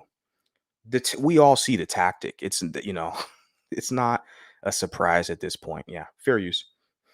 For the multitudes of ways that bi-ethnic people show up in the world and show up within blackness and are able to kind of understand both sides of things in complex ways. Like I think a lot of bi-ethnic people have a deep understanding of how diaspora wars are like happening and why it's going on. And, I don't see those voices being at the center or at the forefront of these diaspora conversations, but I do see people who are mixed race. I do see people who are 1/4 Black being at the forefront of talking about Blackness. We have seen so many, a lot of grants, a lot of TV shows, a lot of media is centered around this. And She said grants, money, media, TV shows. I guess this TV show she's referring to is Black, Blackish or Mixedish or something, which I've never seen.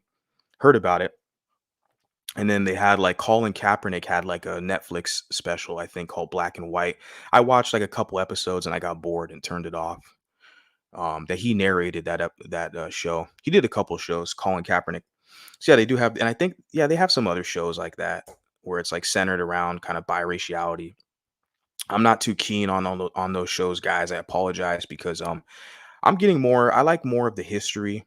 Okay, the history, the mulatto history, biracial, and the legal position in history as well, more so than these kind of TV shows, because we already see that like within the whole discussion of like mixed race or multiracial, we know it's already heavily like saturated with liberals, progressives, socialists, and LGBT.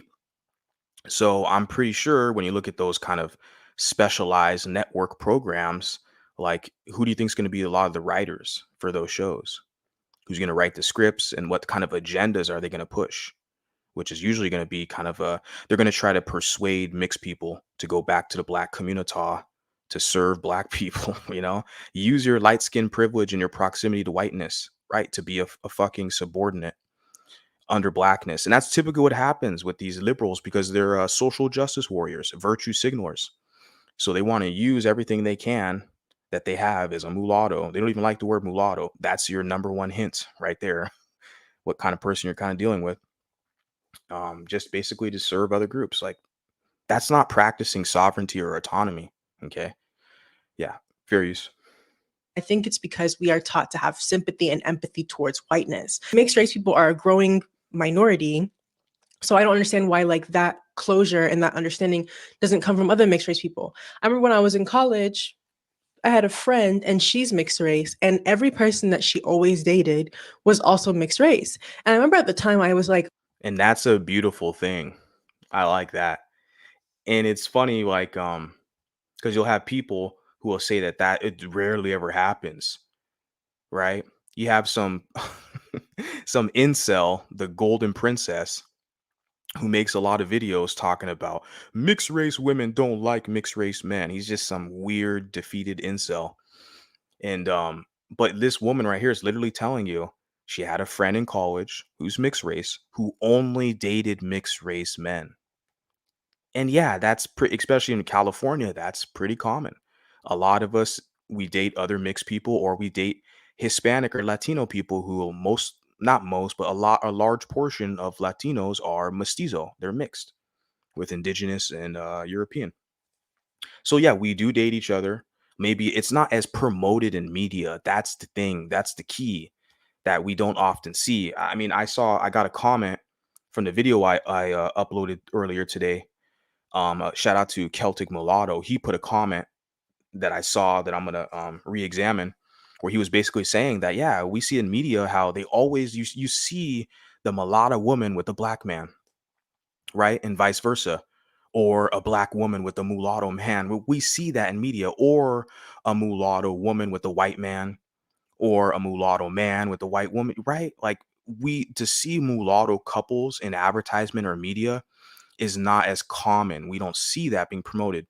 And even a lot of white people, white Americans, that's one of their major. I shared a clip of a guy talking about that, where that's one of their main kind of like arguments about the media, is how they promote, if I want to say this, miscegenation or interracial dating. A lot of white Americans are pushing back and challenging that with their social media platforms, because people can kind of clearly see how you don't, in a lot of cases, you don't have these couples, but you do. I put a comment. Told a guy, you do. You just see more interracial couples now, because that's all over the place. But you still see white families in media. It's all over the damn place, regardless if it's healthcare, insurance, or restaurants or something. You see it in media. Same thing with black couples, black families. But this whole mulatto situation, I've noticed that too. Like, I usually see a lot of times you see a mulatto woman with a white man, mulatto woman with a black man, and like I said, a mulatto man with like a black woman or something. So I'm like, I would really like to see social media, or excuse me, just advertisement media with mulatto couples, meaning mulatto men, mulatto women. I would like to see that, and I promote that on this channel and celebrate it. But we see it out here in person. We do. Like, this woman just said, her friend, and I've seen it in California. But like I said, I think environment is critically important in a lot of things. Okay. Culture, identity formation, everything. Environment is like the critical factor. I was actually in a before I'm going to move on, guys, but I just want to finish with this point. I was in like a white male space, political space, as a Republican space. This is like a couple weeks ago. And of course, since it's a white male space, the conversation of race is basically every day with them. But oh no, let's see, it's not race obsessed. They're allowed to talk about that. It's only the mulatto, right? They try to gaslight you, race obsessed. But in that channel, they were talking about race, and even the main guy, the guy who owns the channel, he was talking about how, yeah, the differences and people and races, and he said that, like, yeah, he said, "Well, there's some genetic factors too," but he was saying, I think environment is one of the major things, and I agree with that. that yeah, there's genetic differences for sure. They wrote a book called the Bell Curve. That's what their main argument was about IQ and how it correlates. And and so yeah, there's genetic differences, but the whole thing is I think environment plays the most critical role in the development of an individual, more so than their race.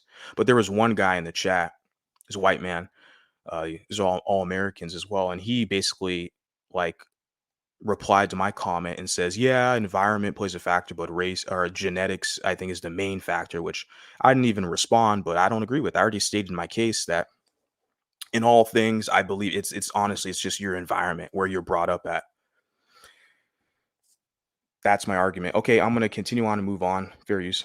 Oh, that's kind of strange. I was like, why does she only date mixed race people, especially because she hangs out with Black people? And then I talked to her and she was like, because mixed race people understand my struggle.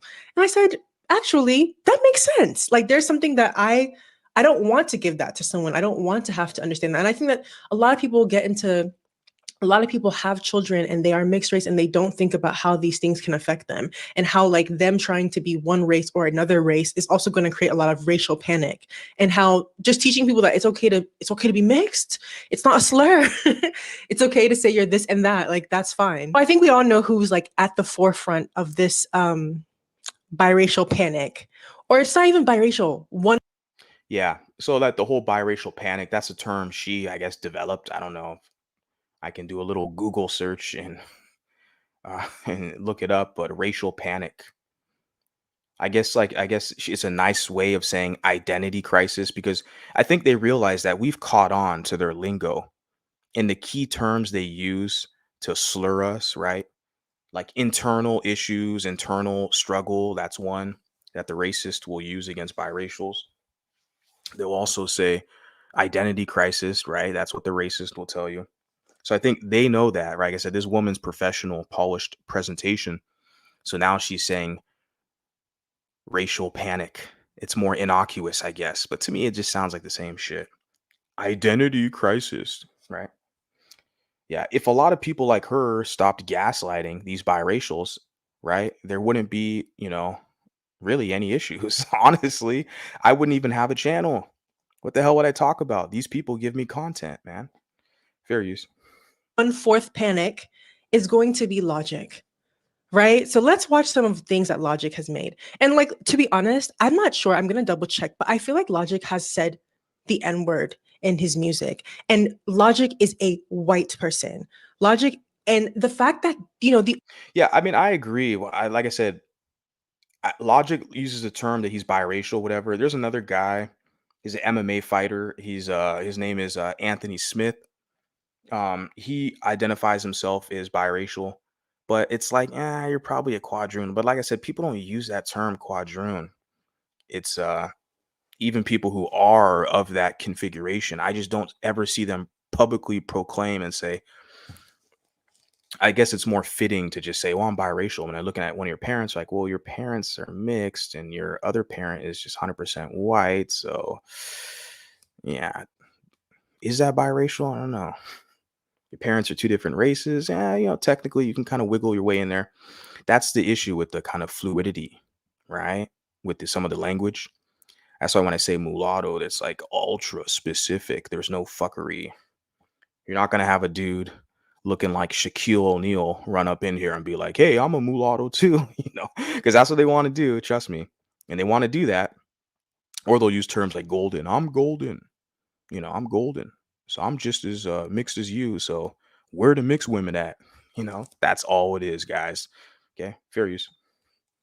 the only way that Logic was able to get to the position that he was because there must have been some Black people who co-signed him along the way. And whoever those Black people are, call them out. We need them at the forefront, because what is going on over here? This man has all of. As a disclaimer, I've never heard one Logic song. I only know of the guy because it's surrounding the biracial identity, like I said, but he's mostly white. I saw his father. His father's clearly mixed. And so that's the only thing I know about him. Out of all these rappers out here, you got new rappers every day. I don't know. I don't follow all these rappers. And plus, I'm pretty eclectic in my musical selection. I played some John Coltrane, some jazz before the stream. I think my last stream I played Sade or something, or maybe some like Slipknot. I like Slipknot, which is heavy metal. So I'm pretty eclectic. But yeah, Logic, I can't tell you one song. I don't know any of his music. But I like Drake. I like Drake's music. Drake is popping. Who else do they got? Some hip hop. I like Brother Lynch Hong. I like KRS-One. I like Ice Cube. I'm a West Coast guy, so I like all the West Coast, most of the West Coast stuff. So yeah, I like hip hop, but I don't know any of Logic stuff. Let me continue on for use. Of the privileges to oppress me. If a police pulls me and this man over, do you feel like they're going to be like, oh, you two blacks? No, they're not. They're not. Only one of us will be black and one of us will be the white man. Like, this is just pathetic. Yeah, I made a.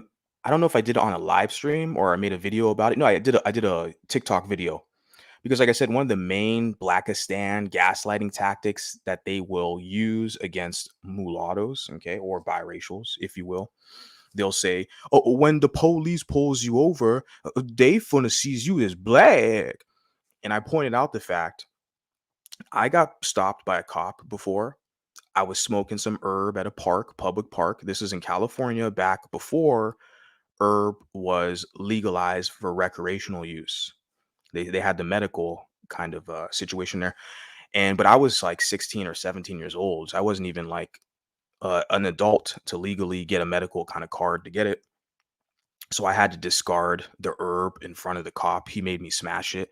But then I remember because I was smoking the herb with a bunch of white boys. Okay, literally boys, and weren't adults. We were all teenagers, white males. Okay, and I was the one biracial guy. But of course, they're cool with me because I'm half white. Haha. Now I know why the community is hating. We all know. And yeah, so like, but the cop looked at me because I stood out. He was a white man cop, right? And he looked at me. He was like, "Well, are you black? Or aren't you like black or something?" Like they don't ask black people, "Aren't you black?" Right? He looked at me and kind of like, what? Looked at me at the side of his eye. I was like, "Wait a second, you're not white like everyone else here in this situation." It was like, at my friends, there was probably like 5 white guys. We're all teenagers, and he got me, who's half white, and he had 2 white male cops.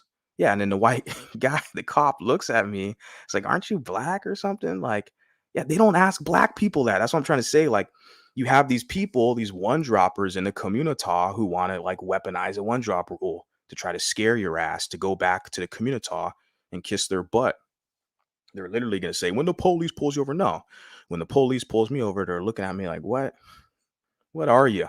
What are you, Puerto Rican or something?" And like I said, I got a speeding ticket once, and this was in Orange County, California. Motorcycle cop. If you get pulled over by a motorcycle cop, you're going to get a ticket. They're literally traffic officers. Their job is to write tickets and citations. So I got a ticket, speeding, and on the ticket, the guy put Hispanic on my ticket. The guy put Hispanic for the race thing. So it's like a lot of these people, they don't even know what the hell I am if I don't, talk as much, or they can tell listening to me. And they see me, they're like, he's probably some Mexican or some Filipino. I don't know what he is. It's funny because some person on Twitter, they saw, I had some pro-black troll who, of course, doesn't like mulattoes. A lot of them are racist against us. And so they don't like this content that I'm making. And he shared a stream, and one of his kind of followers or buddies over there on X was like, "He sounds like a white man," right? Just by listening to my voice. It's like, good. Now you know we ain't the same, player. "You sound like a white man." Thank you. I appreciate that. And where was I going with that? Yeah, when the cops pull you over, they're going to see you as black. Yeah, right, whatever. Yeah. Try that on somebody else. It's kind of old now. Fair use. But yeah, let's get into it. Fucking no, see I'm half white and half Negro. Papa was a black man, mama was a racist. I'm not, you ain't black, you a motherfucking white boy. But my beautiful black brothers and sisters want to act like I'm adopted. I'm black and white, but racism I still cannot evade. Somebody pinch me, black man screaming, trying to convince me I'm not black. See, she's making this content because you can tell by looking at her, she does not like mixed people, right? She looks at us because we're more privileged in society. According to her, we have more status and etc. And I'm telling you, this trickles down to your everyday black that you're working with in the working environment, where they're going to watch her videos, they're going to agree with her, and they're going to treat mixed people a certain way. They're going to give us crap just because we're mixed.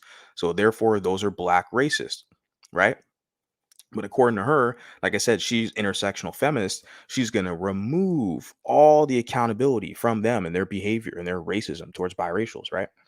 To where she doesn't want you to even call them out, or she's going to say you're racist. No, I'm calling you out for being a racist.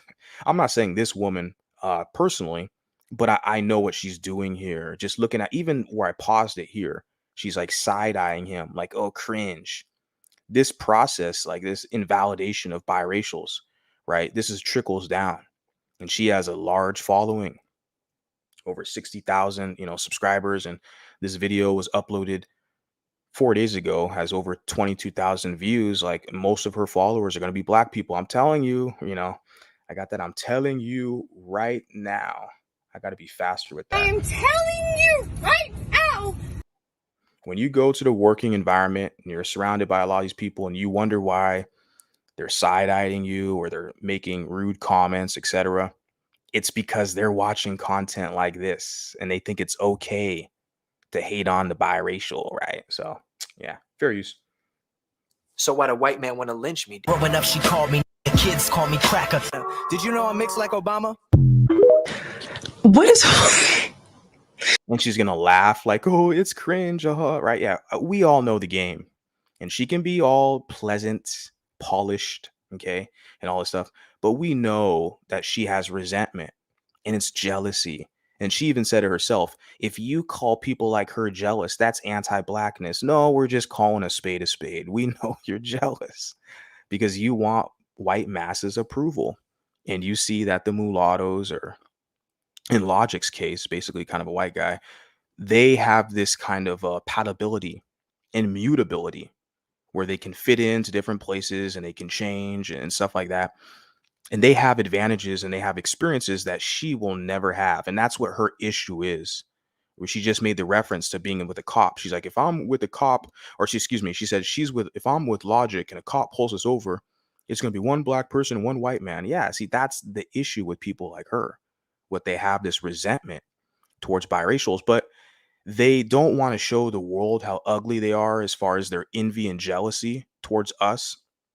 So what they do now is they practice this this mockery. They want to mock us and invalidate us, and that's what she's doing with this whole video, mocking the mixed woman with her poetry, mocking Logic for talking about being biracial in his rap songs. See that? Laughing, cringing. This is her way of kind of getting back at those people, trying to do it pleasantly. She doesn't want to show everyone how nasty she is with her, animosity. Just calling a spade, guys. You disagree, let me know. Fair use. What is wild to me about Logic is Logic's dad is mixed race. So wait, what you? Exactly. Like I said, this is his dad, right? It's not a black man. Okay. Kind of looks like Obama, right? Facial symmetry, I'm guessing. Yeah. So his dad's mixed. Logic is a white mom. So yeah, Logic's not even like biracial. I mean, I guess. If you say so. Yeah, very You useful. saying you don't like mixed race people? No. And again, this is the same channel she took from Biracial Lounge over on TikTok, biracial channel. So she's over in the biracial spaces, quote unquote. Okay, if you want to call it that. And she's finding this material over there to bring it on her channel to talk about it. And we're sitting here like, we see what's going on. You can try to be nice and pleasant, but yeah, we see what's going on. I'm going to tag her in the video. Like I said, I'm going to change the title. Was the title Mulatto Review? I'm going to add a thumbnail, change the title when I'm done with this, and I'll tag her in it so she knows that I seen it. And the mulattoes have responded. So, and it's going to be therapeutic. It needs to happen because the idea, like I said, they don't want us to talk about them. I had some guy on TikTok who was like, why do you keep talking about black people? You talk about black people. I'm like, look, I only talk about black people who talk about biracials, and it doesn't matter if they're black or if they're Latino or if they're white. Anybody who's talking about mulattoes specifically or just biracials, like I'm watching now and I'm strategizing on how I can present the information, respond, let my audience know this is what these people feel about you. This is the strategies they use to destabilize you. I'm sharing information. It's a public platform. And so, yeah, I don't just find random black people to kind of mock and to talk of this. It's too easy to do that. And that's not my personality anyways. I don't, that's not, I don't get off on that. And it's not like a win. I'm not getting any points like finding crime stories or just random black people to talk crap about. But when I see videos like this woman puts here where they want to talk about biracials or pro-black, like Dr. Umar, I got another video I'm going to share or talk about this week. You're damn right I'm going to talk. Because I've been sitting back, like when I was in my pro-black phase, I would see these people talk about mulattoes or biracials. And at that time, I felt like I didn't have a voice. I just kind of just shut up and just let them talk. But I'm like, nah, fuck that. Now I have a voice now and I'm going to use it. Let mulattoes know they got a voice too. Okay. You can't let people talk for you. You have a voice, use it. Okay. Fair use. Oh man, I'm mixed race people. How can I not like myself? And my whole thing is that if you are black and you really want, and it's so important for you to have black children, like that is the most important thing for you, then maybe you should marry someone or reproduce with someone who's black. Like, I don't feel like, and if you are holding on for your blackness for dear life, if you are 50% and you are with somebody who is 100% Caucasian, why did you think that child would be a super Negro? Huh? Because listen, math is not my strong point, but I feel like, yeah, she has a good point. I don't disagree with her there. That's it's the same thing with like black people, black men and black women when they're black, but then they have a partner who's white, but they want their biracial child to identify as black. And I see that from the black men and black women. But oftentimes what I see, especially on TikTok, where there's black people, a lot of black women who will say, oh, well, I find that when the biracial child has a black mom, they're going to identify more as being black than the ones that have white moms identify as being mixed. So I do see they use that argument. But the thing is, it's like, look, if you're a black person and you have a partner that's white, you want your child to just identify as black, like that doesn't make sense really moving forward, because we have space now for biracial people to just be biracial. And if you don't like it, you think it's cringe or whatever, hey, this ain't the channel for you. Okay. There's other channels that you can go over for entertainment, but this is not the one for you. So I just find that interesting though, too. It's like,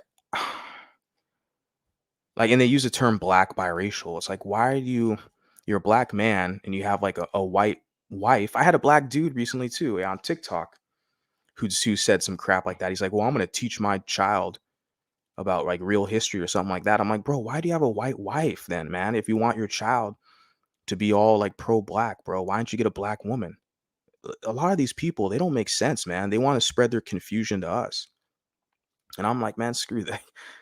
A lot of these people, they're going to get their wake-up call, these biracials. They're going to go out into the world, go into work, go to school. They're going to get out-grouped by a lot of blacks who are jealous of them, and they're going to figure it out. They're like, okay. Yeah, fair use. like this math should make sense to many people. If you are 50% white and you get with a 100% white person, your child is now going to be 25% white. Yeah. I want to stop and just shout out the person who put the comment. I saw this, was like, these people are obsessed with biracials, literally. They all make live streams talking about it. Cynthia G, Dr. Umar, Tariq Nasheed, all the pro-blacks, the divestors, and all the black manosphere, all these people, not all, let me rephrase that. A large percentage of them are literally obsessed with biracials. You put here like, can these people speak more on in more important things in a black community, right? The thing is, they look at us as being tied to blackness because they want to use us as a bridge to get to their white massa. They want that acceptability. They want to be more acceptable to their white massa, so they want to use us, right? to get that acceptance. But it's like a love-hate relationship. They love us because they want us in their circle so they could punk us and use us, but then they hate us because we are often preferred or more socially acceptable in society because of the palatability. We can fit in with Latinos who are rising demographic. We can fit in more with whites because we're half white. So it's this bizarre relationship that they find themselves in terms with us. But that's why it's a very tricky topic and tricky situation, because they need us more than we need them. Even though they have more numbers than us, they have the numerical advantage over us, they still need us more than we need them. They want to claim all your damn wins, right? While still exercising the privilege to outgroup you at their convenience. They're going to take that crusty barbecue stained black card from you. Be like, oh man, you from the suburbs. You ain't from the hood. You ain't black. I was like, okay, you're right. I'm from the suburbs. Catch you later, homie. And then they start to see you build, develop a network, gain some traction. Then they're going to crawl back over and be like, man, you're still half white, man. Why are you being racist? Yeah, they need you more than you need them. A lot of mulattoes haven't figured it out yet. So that's where that relationship comes from, where this like obsession, where they're obsessing. Because we know as mulattoes, men and women, you vow in the chat, like, we could just get any other group of people. Like, we could just easily get with Hispanics, easily get with white people. We could get with black people if we choose to. We have a lot of options, a lot of us. People will try to clown you and make you feel like you don't, but most of my partners have been Mexican women. It's like I've never had an issue there. I've just not decided to get married. I got to travel a lot more first, but my brother married a Mexican woman. Sister married a Hispanic man. And it's very common for us out in, Southwest California to do that, to go that route. So we do have options. Just want to throw that out there. But yeah, shout out to you for your comment. I see you guys in the chat. When I finish this off, this video clip, I'll get you guys' comments. Fair use. There are so many Africans and African Americans who do their DNA and will find out that they're 25% white. So then I also want to even bring in the amount of Africans who do also find out that they have Arab ancestry or white ancestry. And the gag is someone can be 25% white if they do their DNA ancestry and still be dark skinned. But you know what? We can never claim white. You know why? Because we don't have privilege to claim white. But it's interesting that that's the theme there. And I'm going to put that in, write down a note, because I'm going to put that in the title about privilege, because that's the main thing with her that kind of irks her soul in regards to biracial people, why she feels like it's necessary to talk about us and kind of mock us and make a cringe moment about biracials, right? Celebrating being biracial. It's because she perceives us as having this inherent privilege. And remember, she's an intersectional feminist and a colorist kind of advocate. So her whole position is victim oppression Olympics and victim leverage. So because she has less privileges to anybody that's in closer proximity to whiteness, she's going to use her position against you and feel justified. So the privilege is the main thing. I've heard her say that at least 3 times now in this clip, this video she shared. So I just wrote down a note. Fair use. That when someone is 25% black, they can claim black if they want, because they have privilege to be listened to. They have privilege to be heard. And people enjoy. She just added privilege 3 more times. So that's the real pressing issue. I'm telling you right there. I heard that earlier in this video. She says privilege. My kind of ears kind of jumped up. I'm like, oh, okay. So you're jealous. You're jealous. But remember, according to her, if you say that black people are jealous, she's going to tell you that that's rooted in anti-blackness, right? Removing all accountability. You guys need this platform. You mulattoes, listen to me. You guys need a voice of reason out here. You know damn well you guys like this shit. You like my opinion, my observation, my analysis. Hit the like button. Share this content with your friends or family. I know some of you people do. You guys know how important and how essential it is that we have a voice, we have a place, we have a space that's ours because we're calling out the BS. We see it for what it is. We're calling a spade a spade. I'm more assertive than others, a lot of people. I feel like it's necessary at this point, you know. But yeah, let's continue on. Fair use. Seeing white people as the image of blackness. And like, it just really gets me because I feel like if you have to start bringing out pictures of your parents, wrap it up. Wrap it up. If you have to tell me what race you are because I can't see it, wrap it up. I don't want to go into a Blue's Clues mystery case observation to know what race you are when race is phenotypical. When race is phenotypical, race is how you are perceived. I don't want to see on your phone that you have an album called Parents and Grandparents to show me that you're Black. And God forbid I'm an ancestor and I find out my child is using photos of me to prove to their friends that they're Black. So they can get some like hood swag or something. They can get some Pookie hood swag or something, using family photos or something. That's funny. Wrap it up. Like, how does that, like, I said that before too. Like, how do you get value there? Like, where's the value? Like, in claiming that, like going around proclaiming, I'm Black too, I'm Black, I'm Black. Like, what is that really? What do you kind of get from that?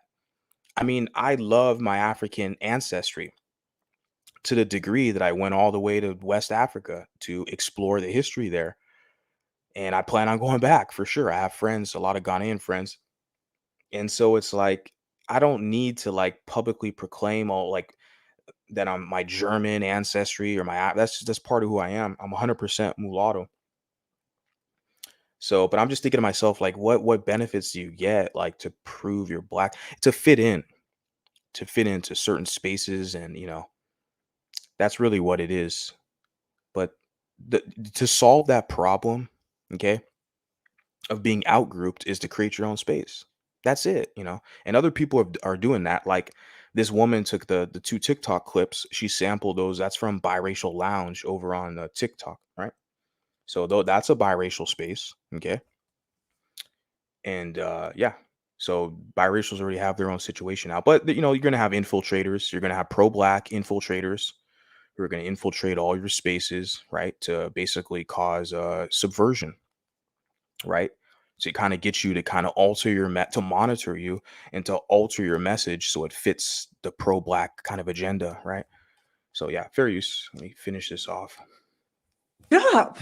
I don't want to be used like that. I don't know what's going on. I know right now he's doing this interview where he's talking to his dad, who is mixed race, and he's like processing a lot. And I think I saw like a clip, and he was talking about how his dad wasn't there, and I was like, wait, hold on a minute.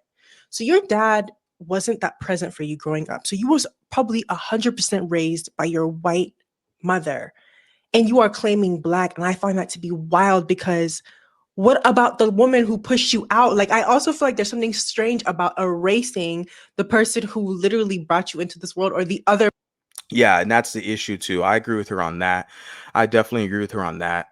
I apologize, didn't let her finish the sentence, but I wanted to say this, that yeah, that's the main thing, is that you have a lot of people who like their Black father left them, because that's common, guys. Okay, most of us biracials here have Black fathers, and but they'll identify, like as they get older, they'll identify more with the Black side versus the side that kind of helped enculturate them or socialize them, provide an environment for them, which is the white side.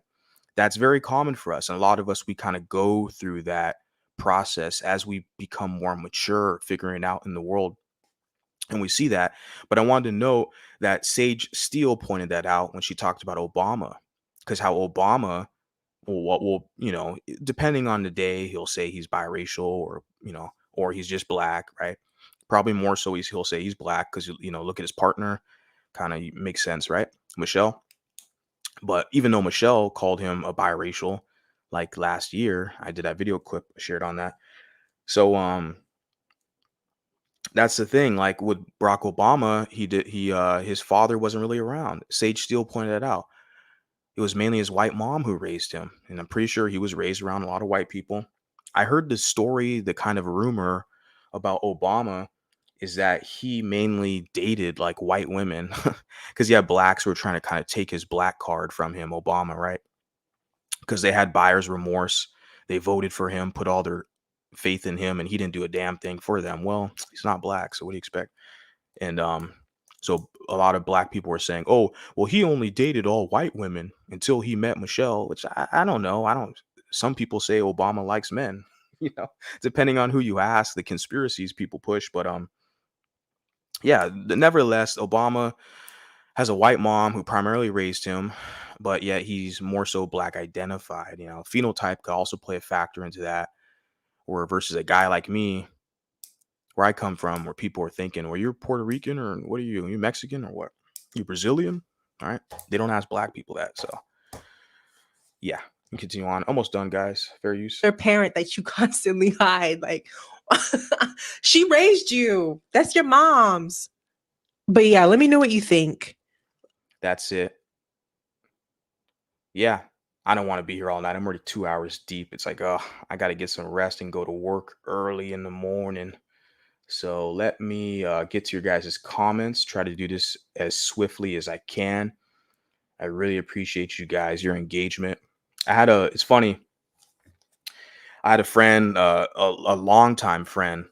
I think he's been a friend, a buddy of mine for years now, like literally over a decade. We were roommates at one point back in California, and he found my social media page, my channel, and I called him and I was like, "Well, how'd you find my channel?" Because I don't like publicize this channel to everybody. This is kind of super niche, right? This is something I like that.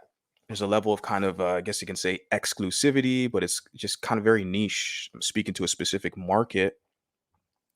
But I think he said like he just the algorithm picked it up, and he questioned as well, or he didn't question. He congratulated. He commented on the engagement with the channel. He's like, your engagement is pretty good. Like just looking at the numbers and like all the people who comment and are engaged in the conversation. I really appreciate you guys. You know, you guys really help me out. And my job, my responsibility is to help you out, be a servant for you, to cater my content, to gear the message towards you. We're all involved in this. I'm just one messenger merely. That's it. Nothing special. But yeah, my friend made that comment. So he found my page. I was like, oh, interesting. So people are actually watching this shit. Interesting. And shout out to Val, going all the way up to the top, guys. I'm going to go all the way down and then kind of close things out. You put, I've seen her before. She complains about colorism a lot. Yeah, that's her whole channel.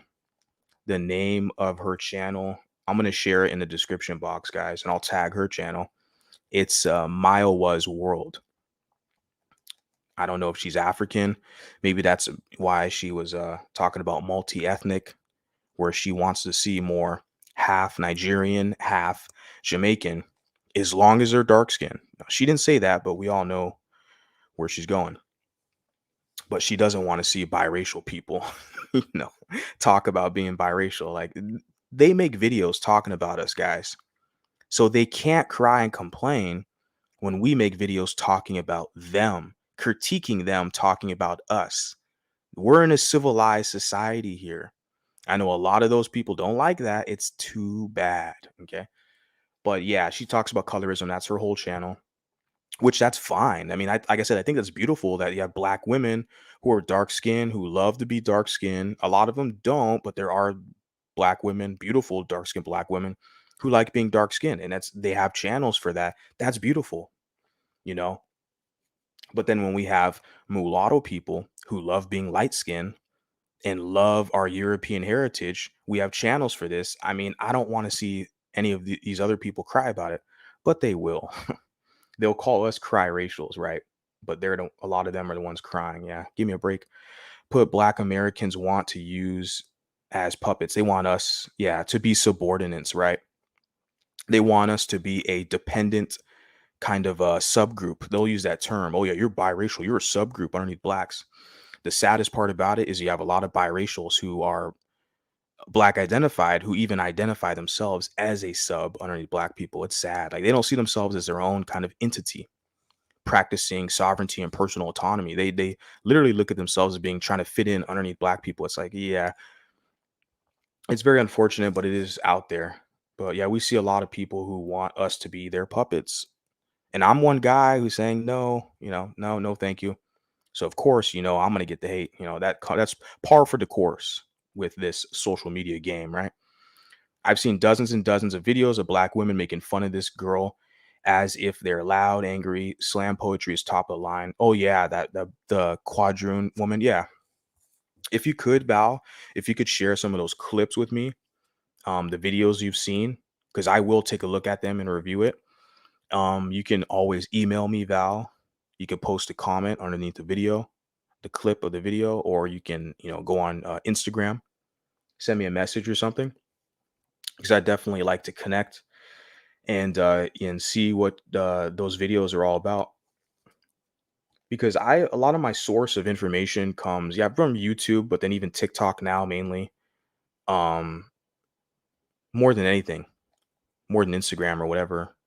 So like a lot of the content, the material I get is just, YouTube clips and stuff or TikTok. So, so I don't really go out searching for too much. A lot of this stuff just kind of pops up in the algorithm.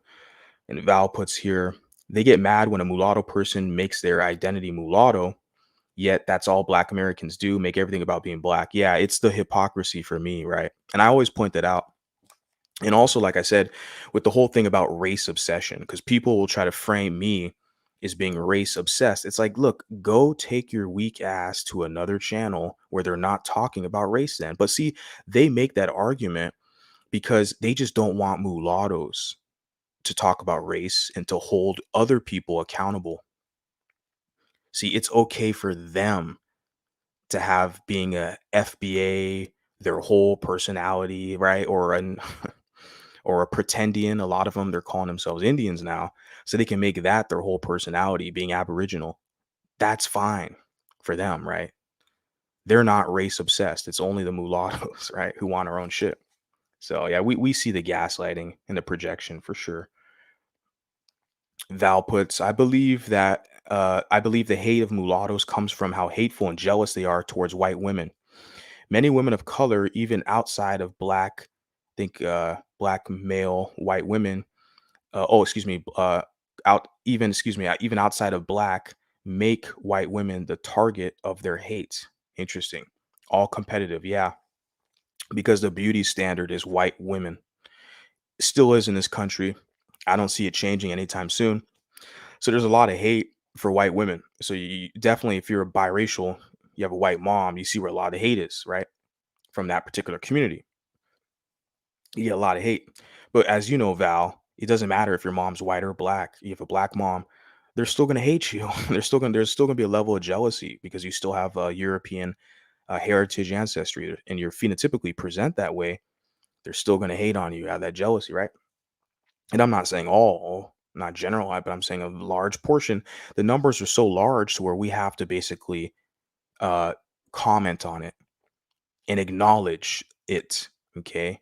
Because it's there's too many people who are just literally hating. And yeah, it's a lot of it's hate towards white women. Yeah, for sure. No doubt. Jealousy due to white women's position. Yeah, because they're the beauty standard. Like I just referenced that they're the beauty standard and they probably will always will be in America. I don't see it changing. I do not see a woman like the woman who is on the screen, the colorism activist. I don't see her or Lupita becoming the beauty standard in America. I just don't see it. They're mad because they see Zendaya getting all this shine, right? They're mad because they see Drizzy getting all this shine. They're jealous of those people, those mulattoes. You see them, they're hating on those people. I've done some videos about it. They're even these Afrocentric blacks are even pushing this like racist what do they call this what's that philosophy that they have, it just slipped my mind. I thought of it just right now. They're pushing this immigration thing. They're called replacement theory. That's the term they're going to use, is replacement. You have these Afrocentrics who are talking about, oh, Zendaya is trying to replace black women in media, right? You guys see that? Literally, Afrocentrics are pushing this like racist rhetoric about multiracials. They're trying to put a conspiracy theory out there and a target on our back to say that we're trying to replace black people by identifying as black and taking their space for them or something like that. Literally, that's what people are saying. But yeah, you say due to white women's position that they're literally at the top as far as preferential treatment and preference, right? The beauty standard. And I know that, and I could publicly say that, and people don't like the fact that I acknowledge that, know that, and why? Well, because I have a white mom. So yeah, you wonder why I get a lot of hate. It's because your attitude, Mulatto Vanguard. You're a bad guy, and I never really said I was good, but I mean I'm bad compared to a lot of other people I see. I don't think so. Pretty decent to my own standards. You put here, quote unquote, you still black. Translation: feel as bad as I do being black. Exactly. Yeah, crabs in a bucket, right? Misery loves company. And that's that kind of like guilt trip, the weaponization. There was a gentleman, mulatto gentleman, and over on IG who told me basically how like whenever you become successful and say you move to a white neighborhood, you have white colleagues, white business, and you develop yourself. He said he's like his experience, he's older than me. He's like, they will be so quick to remind you that you're still partially black. Like whenever you become affluent and you start to rise above and you start to succeed in society, get prominence, right? Yeah, they'll weaponize that one drop rule. They're going to remind you how black you are. Come back, bring that light skin and European genes over to the community. Bring that white wealth too. And if you got some white friends, bring them over to the community so I could punk you for being light skinned and get close to them white folks, right? We see the damn game, guys. The crabs in the bucket shit. It's gotten real old, real fast. Shout out to you, Gary Powell. Appreciate you being here. You put they get upset when you date a. Oh, I read this one earlier. Yeah, this was a really good comment, Val. Yeah, you're damned if you do, damned if you don't. It's the jealousy, right? And like I said, we know the woman I reviewed her video that she's basically jealous of mulattoes, but she doesn't want us to point that out because their ego can't take it. They will never admit that they're envious and jealous of you because they're so ashamed of themselves. I'm not saying all, but the ones who like want to mock you for being biracial or make it cringe, they're so jealous of you and envious, they can't publicly admit it because it will show how mentally weak and shameful they really feel about themselves. And that's a hard pill to swallow. Nobody wants to admit something like that.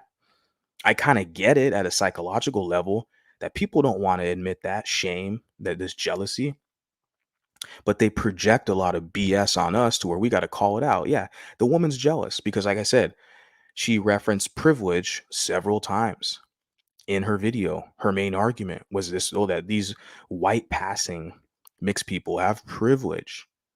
And that's what it always comes down to, is that jealousy, this perceived privilege we have when we got to make it out here more than anybody else. Like even a lot of them, they have numbers more than us. So I go in an environment, whatever job or different place I'm at, and they have more numbers. Well, I'm in a position now where I'm not going to kiss their butt to try to fit in. I got to get my own situation, whatever money and resources I can get. I got to develop something. And so yeah, they already have like numbers more than us in a lot of situations, but they're still crying about us having this privilege. It's like, get over it, man. Like in any privilege I have, I'm definitely going to use it for damn sure. Because they will, whatever they have something over you. And that's human nature. That's with every group, not just mulatto versus black. It's going to be either white versus Latino or Asian versus, et cetera, right? Every group is going to want to kind of ingratiate or promote the privilege that they have. That's called survival. You put here, how can modern blacks, especially young ones in the USA, feel disadvantaged? I've never seen a group of people as coddled and pat on the head by other groups. At this point, everyone knows but them. Yeah. Yeah, they are coddled, huh? And then in the black community, black men are especially coddled. Because we see this, how like the position as far as biracials are concerned, how like even the video I uploaded earlier today is a constant theme where it's like they want biracial men to be like foot soldiers and punks, or crash test dummies to get fake acceptance, to be the kind of cool, the light skinned guy, the one light skinned guy, right? They want biracials to be and mulattoes to be crash test dummies, the men specifically. But the dark skinned Bantus will never see themselves in the mulatto man. They don't want a man like Steph Curry to represent them. Like, remember Dr. Umar Johnson? He always cries about Steph Curry. See, the dark skinned Bantu doesn't want Steph Curry to represent them, but the same dark skinned Bantu, he wants like a Mariah Carey or a Alicia Keys. He wants the mulatto woman to be the standard and preference of a black woman in their community. And that's what black women, because they worship and coddle black men, because they have basically ownership over them, because most of their households are raised by black women. So there you go.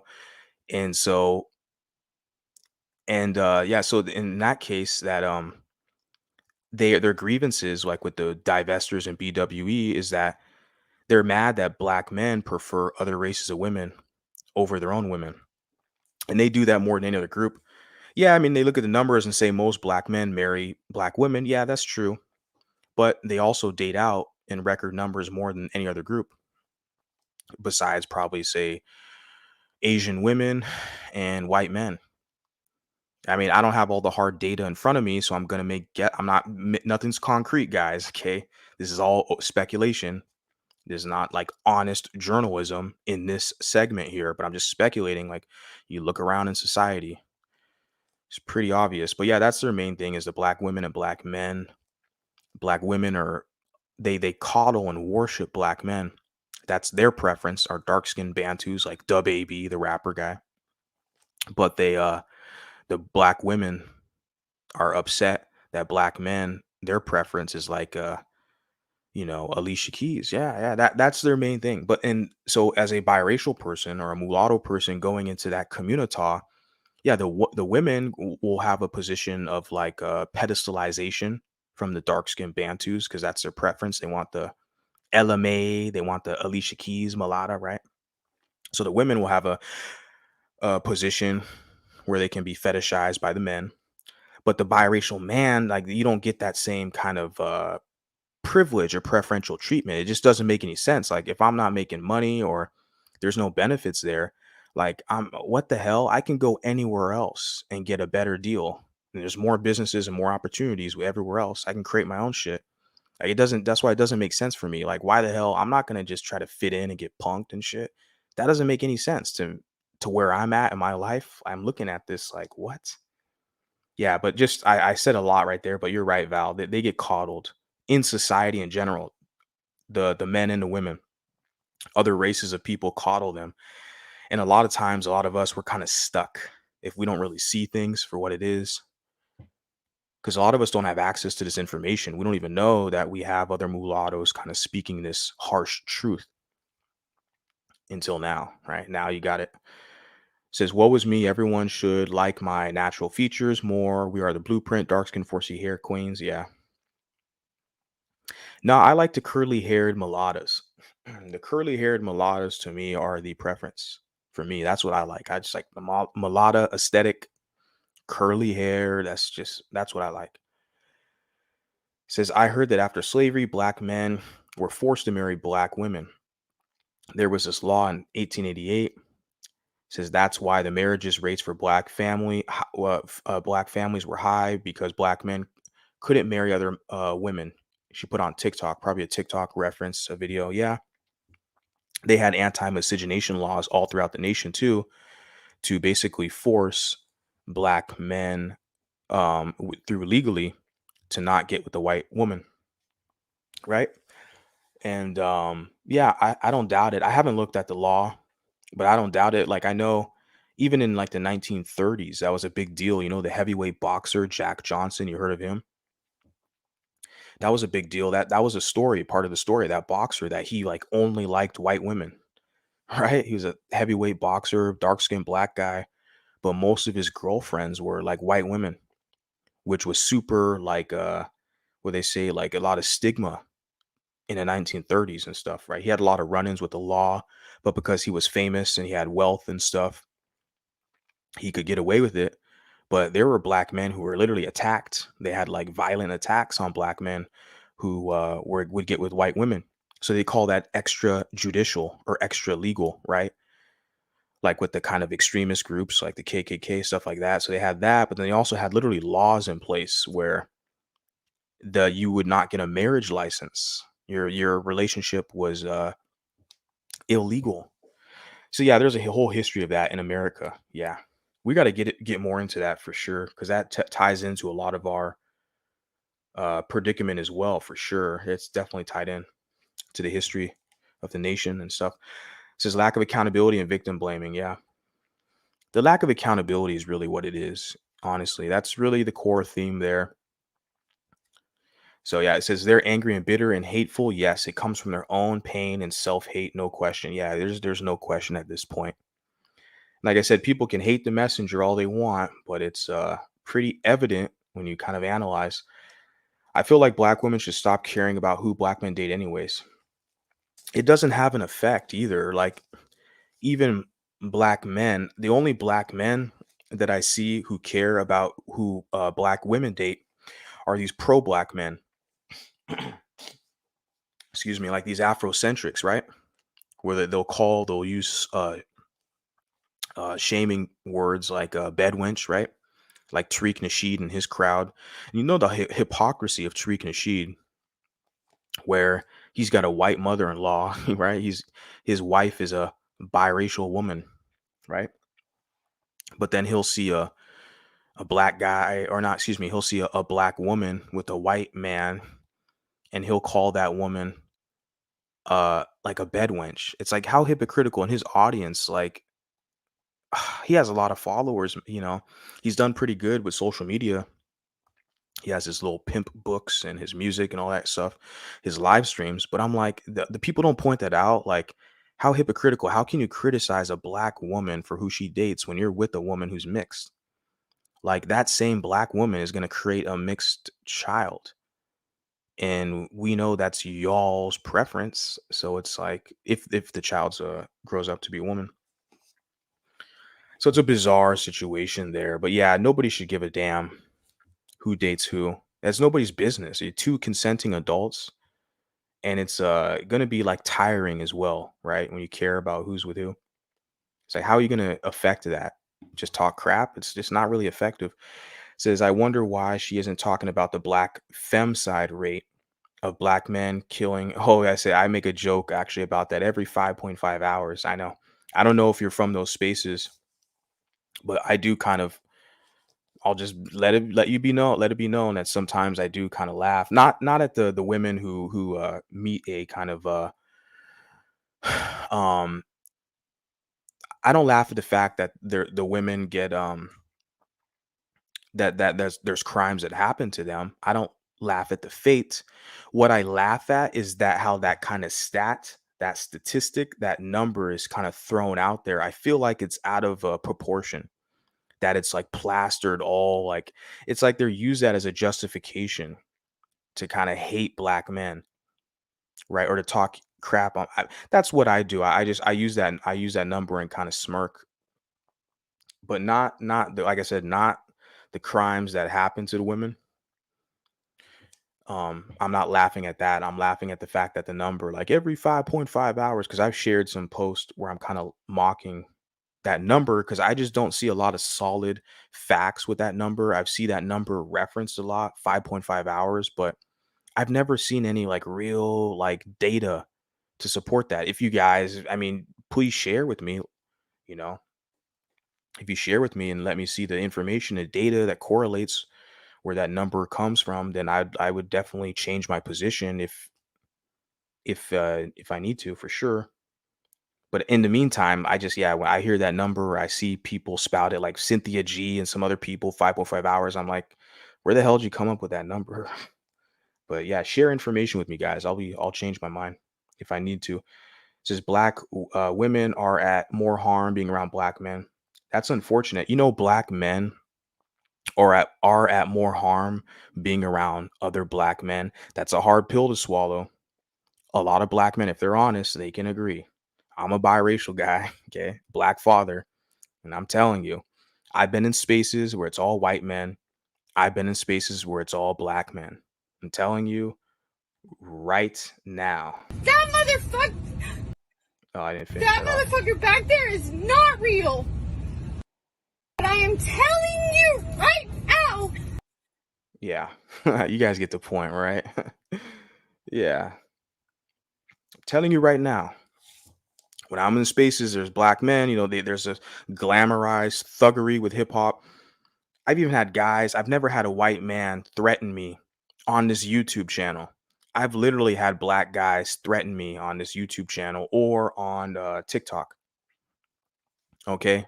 Literally physically violence threaten me. But that's part of the culture, right? You see that the promotion of criminality and degeneracy, right? So if you're in circles and spaces around them, that's why like you look at the homicide rates. Like, yeah, I saw a video of a guy who said the same thing. Black guy. He's like, yeah, as a black man, I'm in more harm, more of a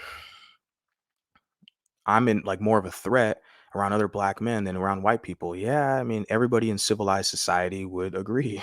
That's what we see out here. You look at the music, the culture, it's very evident. It's just call a spade, right? So I heard a story that in the 70s, a group of black women unalived a light-skinned biracial woman with freckles because they were jealous of her. Yeah, I wouldn't doubt it.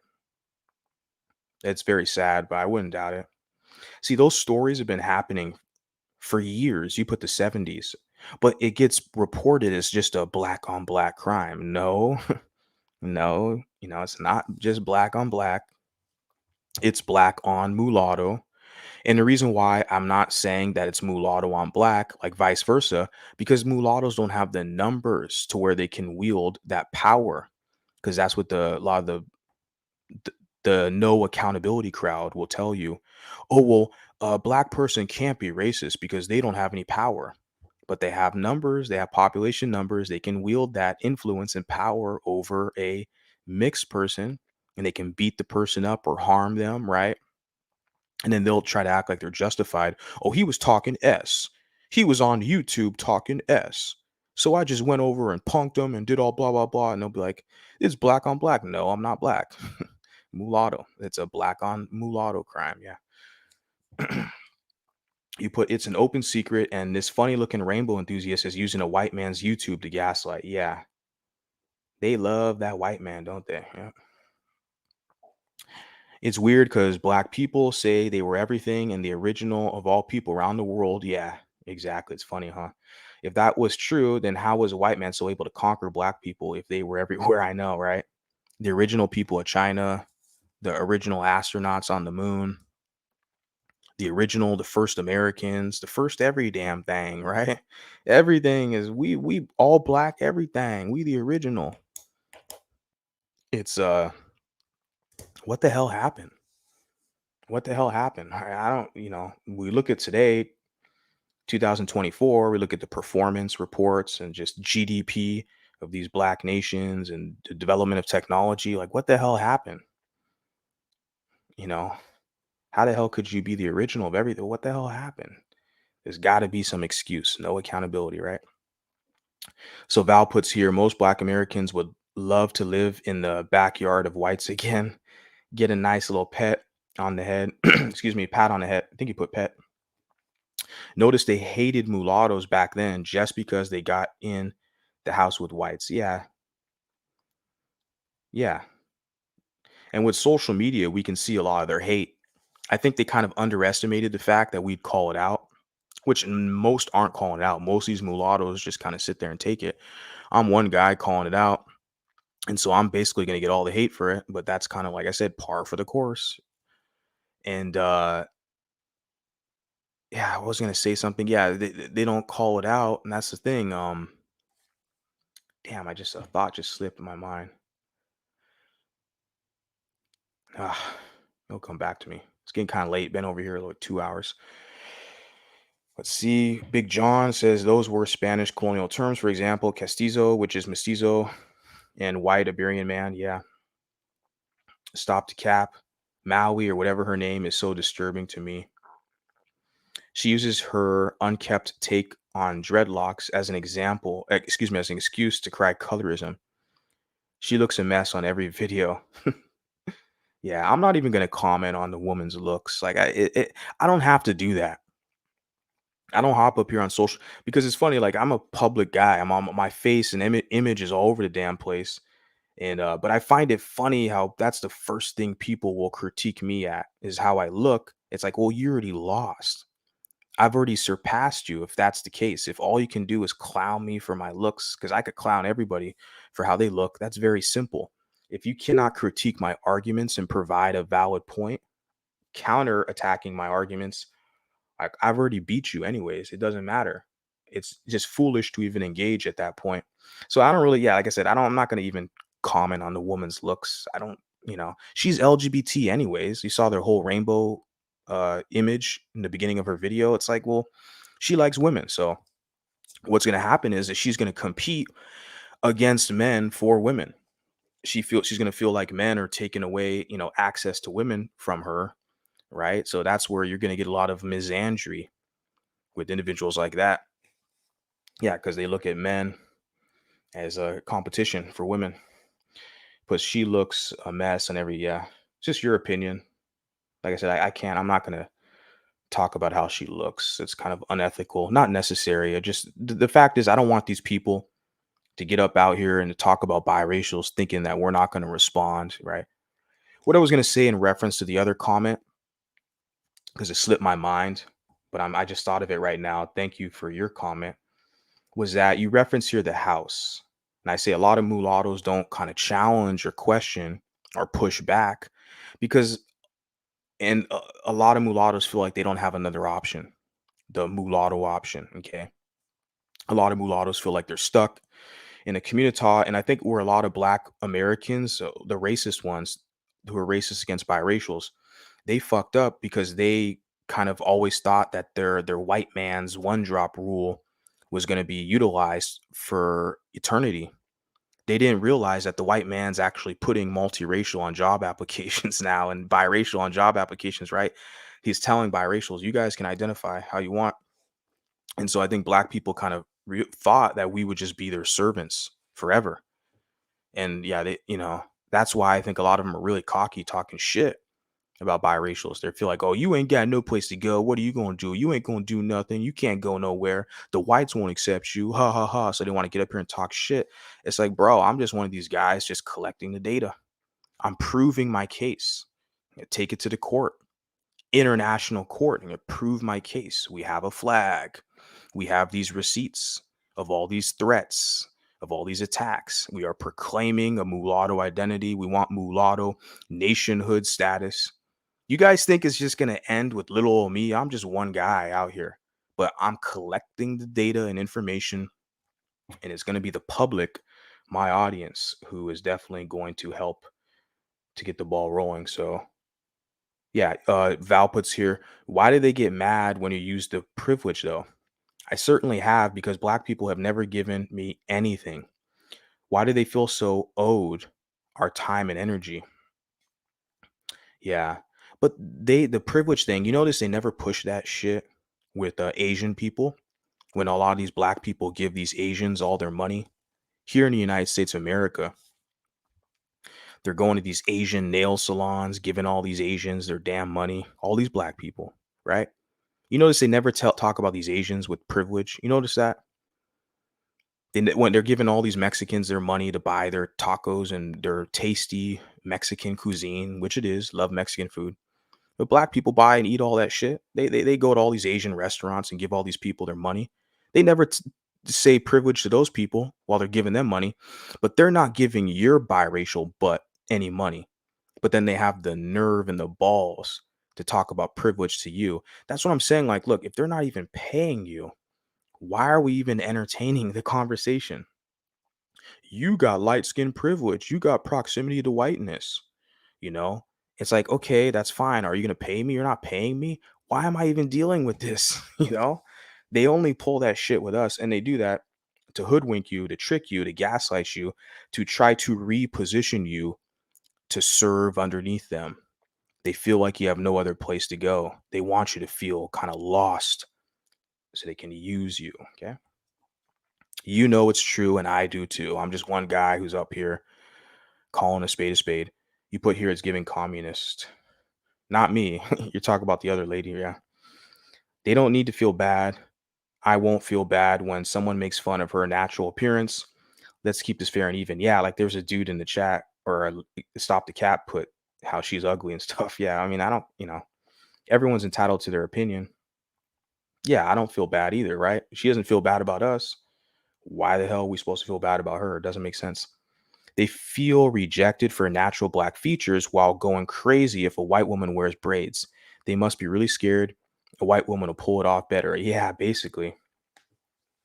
Even you got what they call out here. I'm a man, so they have what they call it POGs, PAWG, which is like a fat ass white girl, which like those women are going to be super competition if they can get around some of these like black athletes, get some of the top football players or basketball players, all right? Because then you got these white women who got like the body, the behind of like a black woman. It's just like it's game over. And then you have like these Latina women with the same situation. It's like it's gonna be hard to compete with those women. But like I said, with white women or Latina women, their options are very vast. Like they can get white man or black man or Hispanic men or whatever, mixed men, biracial men. So, but with black women, since they worship and coddle black men, they limit themselves, right? They have a particular archetype of man. I'm not saying all, I'm just saying major trends I see with their community. We're like the baby, this pookie guy with the pookie swag and dark skin, da baby, right? That type of guy, that archetype is who they worship in their community. So they limit themselves. So when that guy chooses another woman, like didn't the baby choose Danny Lay, who's like a white woman with admixture, So they're really mad when they see that, right? But I mean, that's who you know, that's on them. Like, what the hell? You got to compete with all these other women. And if you limit yourself, and these other women are not limiting themselves, like so the most successful mulattoes that I see, a lot of them, they got white wives. They're married to white women or Hispanic women. That's what I see out here in America. So what the hell? Like, it's an open marketplace. You put here, sometimes I see random white people invalidating light people as if they're getting talking points from rap songs and people like this angry rainbow bird. That's funny. Yeah. Yeah, because that's yeah, well, because white people have always monitored black people in the United States of America. Everything, all their religious congregations, everything has been fully monitored. So it's funny how people talk about you're going to jump online. It's a space. It's a black space, and you're on a public fucking platform. Everything's monitored. And so yeah, white people get all that information. They've studied these people. They study them. They know, and that trickles down to us. Even other groups. Other groups know, they can see the resentment and envy that a lot of black people, black Americans have towards mixed people. So now other groups like Latinos and white people feel like it's okay to hate on us mulattoes, and they can get a free pass to do it because they feel like, oh, you're not going to get the backing from black people because they see black people hating on you. So now other groups are going to give us their bullshit. I experienced that in real life at work, in a working environment. So it's very real, but that's part of life, baby. That's part of life. We're in a competitive society. My whole thing is like, I'm tired of this crying BS where people want to attack you. And then once you attack them back, or you defend yourself, I should say, then they want to kind of cry victim, right? I don't like that. And I see that a lot in society, social media for sure. But then I see that in society where it's like, how the hell are you going to cry? Like pretend to be a victim when it's like, whatever. Let me just move on. She looks like Kodak. Yeah, she does, doesn't she? That's funny. There, I made one little comment about her looks, but that was pretty funny comment, guy, because of the hair, the dreads, right? It says pro-black groups are essentially now hate groups. I don't support them at all. Yeah, they are all hate groups. The FBA, I mean, they're so xenophobic where they're hating on other black people from other countries. I'm like, how can you associate with those type of people who are like they're cutting off like literally over a billion black people around the world. These isolated kind of former slaves who use that whole FBA title. How the hell are you going to talk crap about someone from Nigeria or some African country? How can you talk crap? Like you're cutting off a large market of people that they're not going to want to do business with you. Those people are going to come to America and they're going to outperform you and displace you. That doesn't make sense. That whole what those people are pushing. I think a lot of those type of people, those FBAs, I think a lot of them specifically, they're the ones who were banking on the fact to keep the mulattoes as a subgroup, as a subordinate class underneath them. They wanted to reabsorb all the mulattoes into blackness, like the what's his name, Dr. Umar Johnson, who he himself is Pan-Africanist, right? Remember I did that video live stream reaction the other day where he was basically saying, Black America, listen up, Black America. He was specifically talking about Black Americans because that's his lineage. That's who he is. And he was saying how, oh, Black Americans by 2050, are going to be all mixed race, right? He's like, Steph Curry is going to be you guys saw that live stream I did. So yeah, with that specific demographic, they've been banking on the fact that they would get mulattoes to basically continue staying as subordinates and be reabsorbed. She went to a biracial platform. I did this one already. Yeah, shout out to you for that. It was a good one. Good observation. Exactly. She went to the biracial TikTok platform to find the clip of that quadroon woman, the poetry, and then also with the guy, the rapper guy, what's his name, Logic, to talk crap about them. Yeah, and we see her game. Like she has a polished presentation compared to me. I mean, I'll be honest, my shit's pretty ghetto. Like I said, the tech I'm using, like my computer or my laptop, or like a lot of videos I do on my phone. And like, like I'm not using the highest, I'm using old stuff here to do this, I didn't invest anything because it's not like technically a business yet at this point. This is just a medium that I'm using to connect with you, the public, the audience. I want to establish this authenticity with you guys first, build this connection. I'm a real guy out here, real experiences, and sharing this with you guys. So I'm not really structuring this as a kind of business venture at this point, but definitely there's going to be branding down the line for sure. If I can get like endorsements or sponsorships and all that stuff. Yeah. But the main thing is I want a community sense. I want supporters, people who feel welcome. I want people who feel proud to support what I'm doing, the platform, the cause. That's what I want more than anything. I want people to be proud of who they are, proud to be mulatto, and proud to support other mulattoes. That's really what it's about. You put, she is disgusting. She has a visceral hate for mixed people. She has been posting since time was time, a bunch of BS. Yeah. Like I said, that lady, the one that I covered, she's been talking crap about mixed people for years. I don't know how long she's been on social media. But yeah, she's been talking a lot of crap. Like this is the second video, or I think it's the first video I've responded to her, but I saw another video she did, and the title of it was the weaponization of mixed heritage on blackness or something like that. So I can tell already right away that she has like a resentment towards mixed people. And it's because she's jealous, because like I said, we have more privilege than her, according to her. So she's jealous, but you can't tell her that she's jealous or she'll say you're anti-black, But yeah.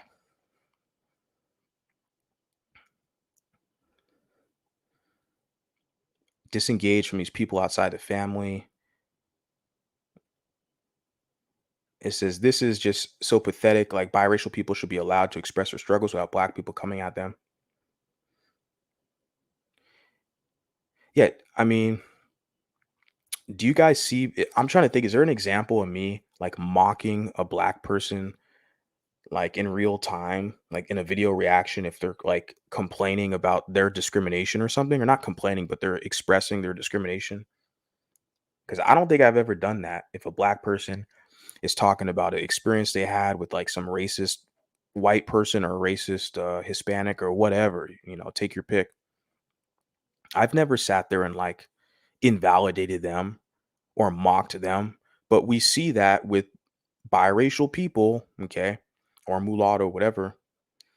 When we talk about how there's discrimination that black people give us, you'll see black people they'll literally call you. They have a term. They'll say you're a cry racial, right? That's literally a term they developed to gaslight you. It's like all this information's out here. I'm just one guy presenting it to the public. Val puts, you make being biracial your entire personality, and you ain't black, and you a N just like us. Whites don't like you. So many options of attack. Exactly, right? That's why it's the Blackistan gaslighting tactic. Now, Exoticals United came up with that phrase, but I'm using it. But I'm gonna give credit to her because I first heard her say that. I really like it. That's really spot on. The Blackistan gaslighting tactics, and I'm gonna get numbers for each one. The police gonna see who's black. The whites don't accept you. You still black. It's like, but yeah, like you said, they use that argument saying that, oh, you make being biracial your whole personality. Another one that's similar to that, like I've already said on the stream, is they'll say you're race obsessed. They only say that shit to biracial people to dissuade you from having a in-group preference and self-preservation. They're saying that because they want you to let every dark-skinned Bantu, come into your space that you created. I built this, my space.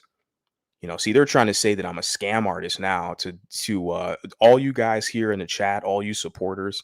They're trying to make people think, and it's futile on their part, minimal effect.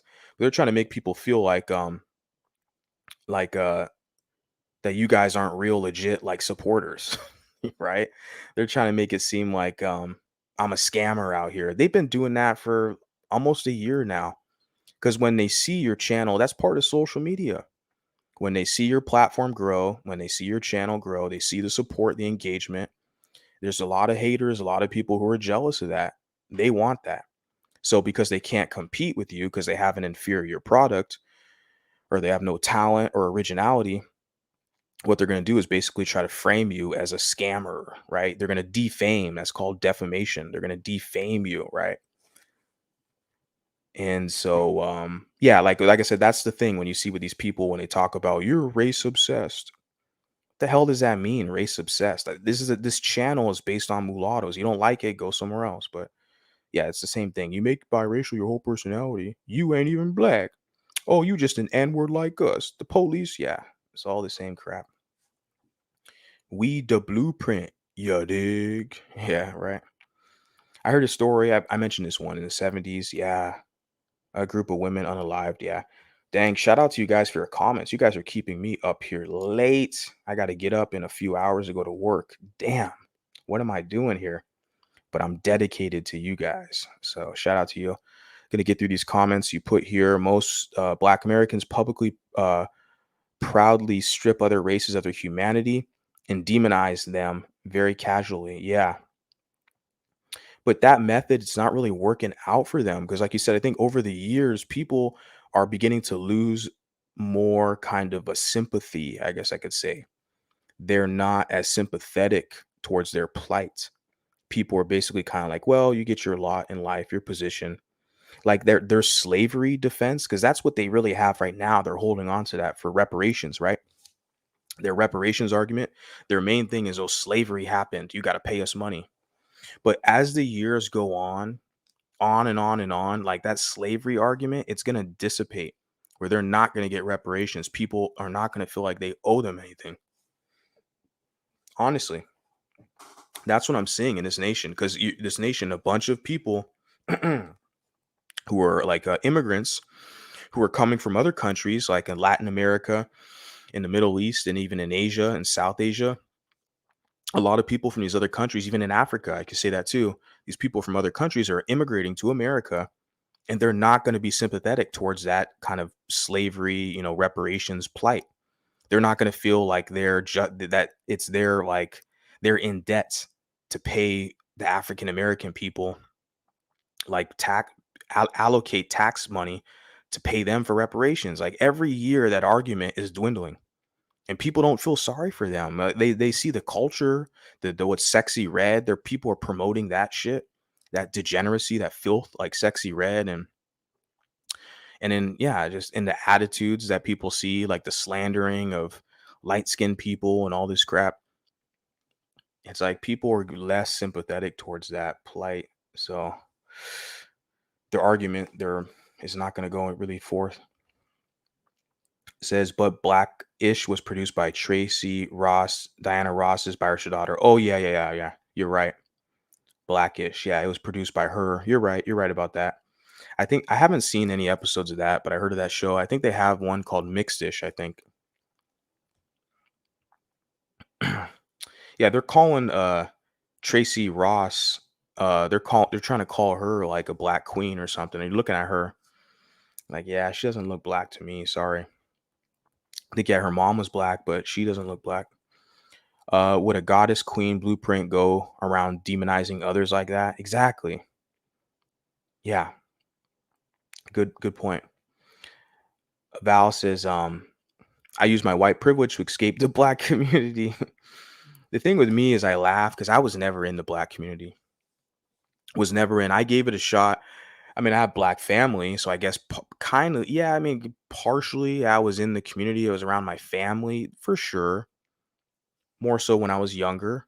But as an adult, navigating society in the workplace and school and traveling, I was like, I was never in their community. I was always an outside observer.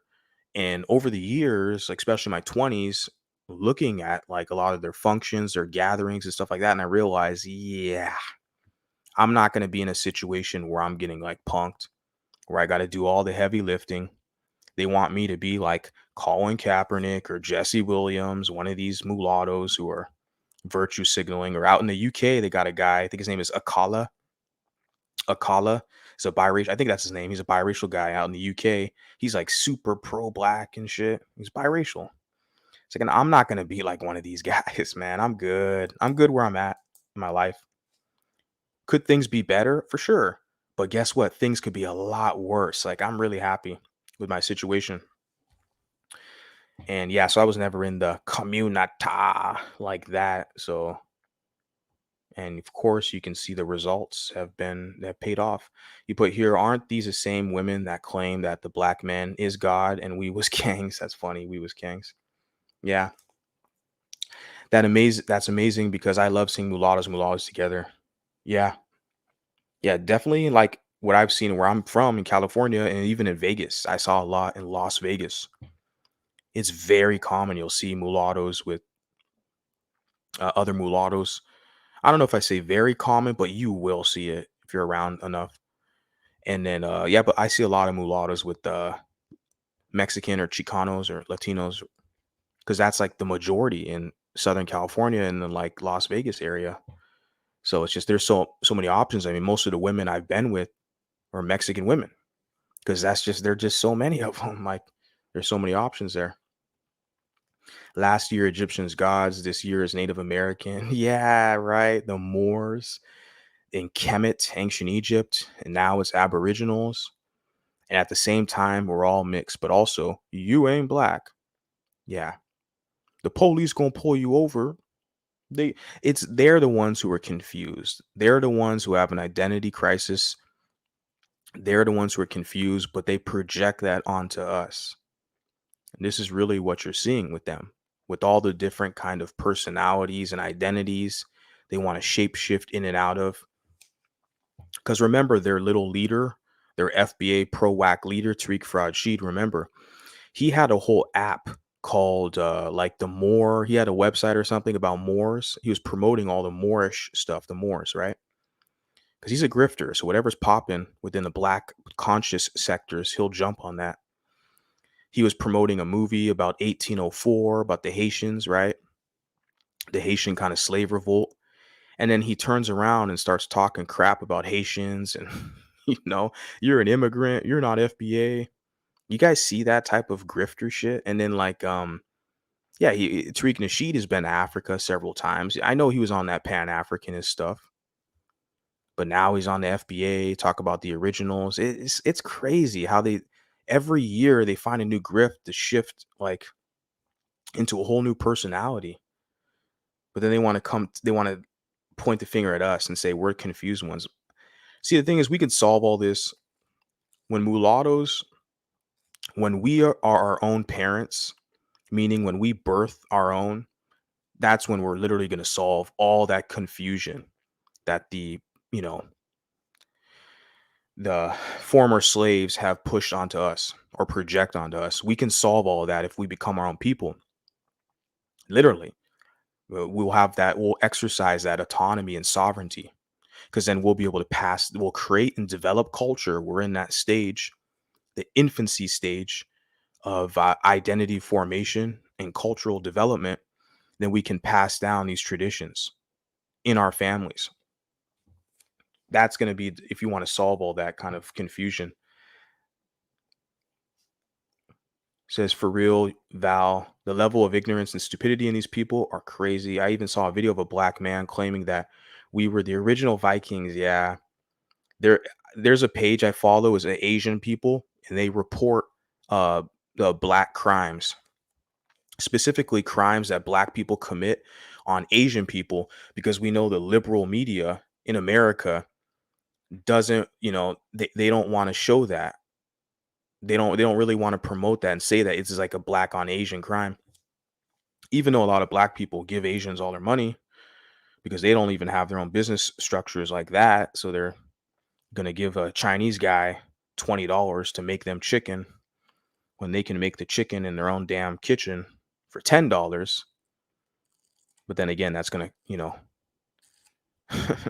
that requires effort and work, right? The same amount of effort and work you need to build a family. If it requires effort and work, basically try to outsource that to another group of people. Asian people, go to their business, give them all your money, so they can give you your chicken wings and chow mein noodles and all that stuff. So, but yeah, I follow that page, this Asian page, and they show that, and they're laughing at them, man. You got black people who are trying to say they're the original people of China, original people of Japan, and all. I'm like, what? It's crazy. The original Filipinos. Oh, the original Filipinos were dark skinned. They're in a tribe. They're really just black.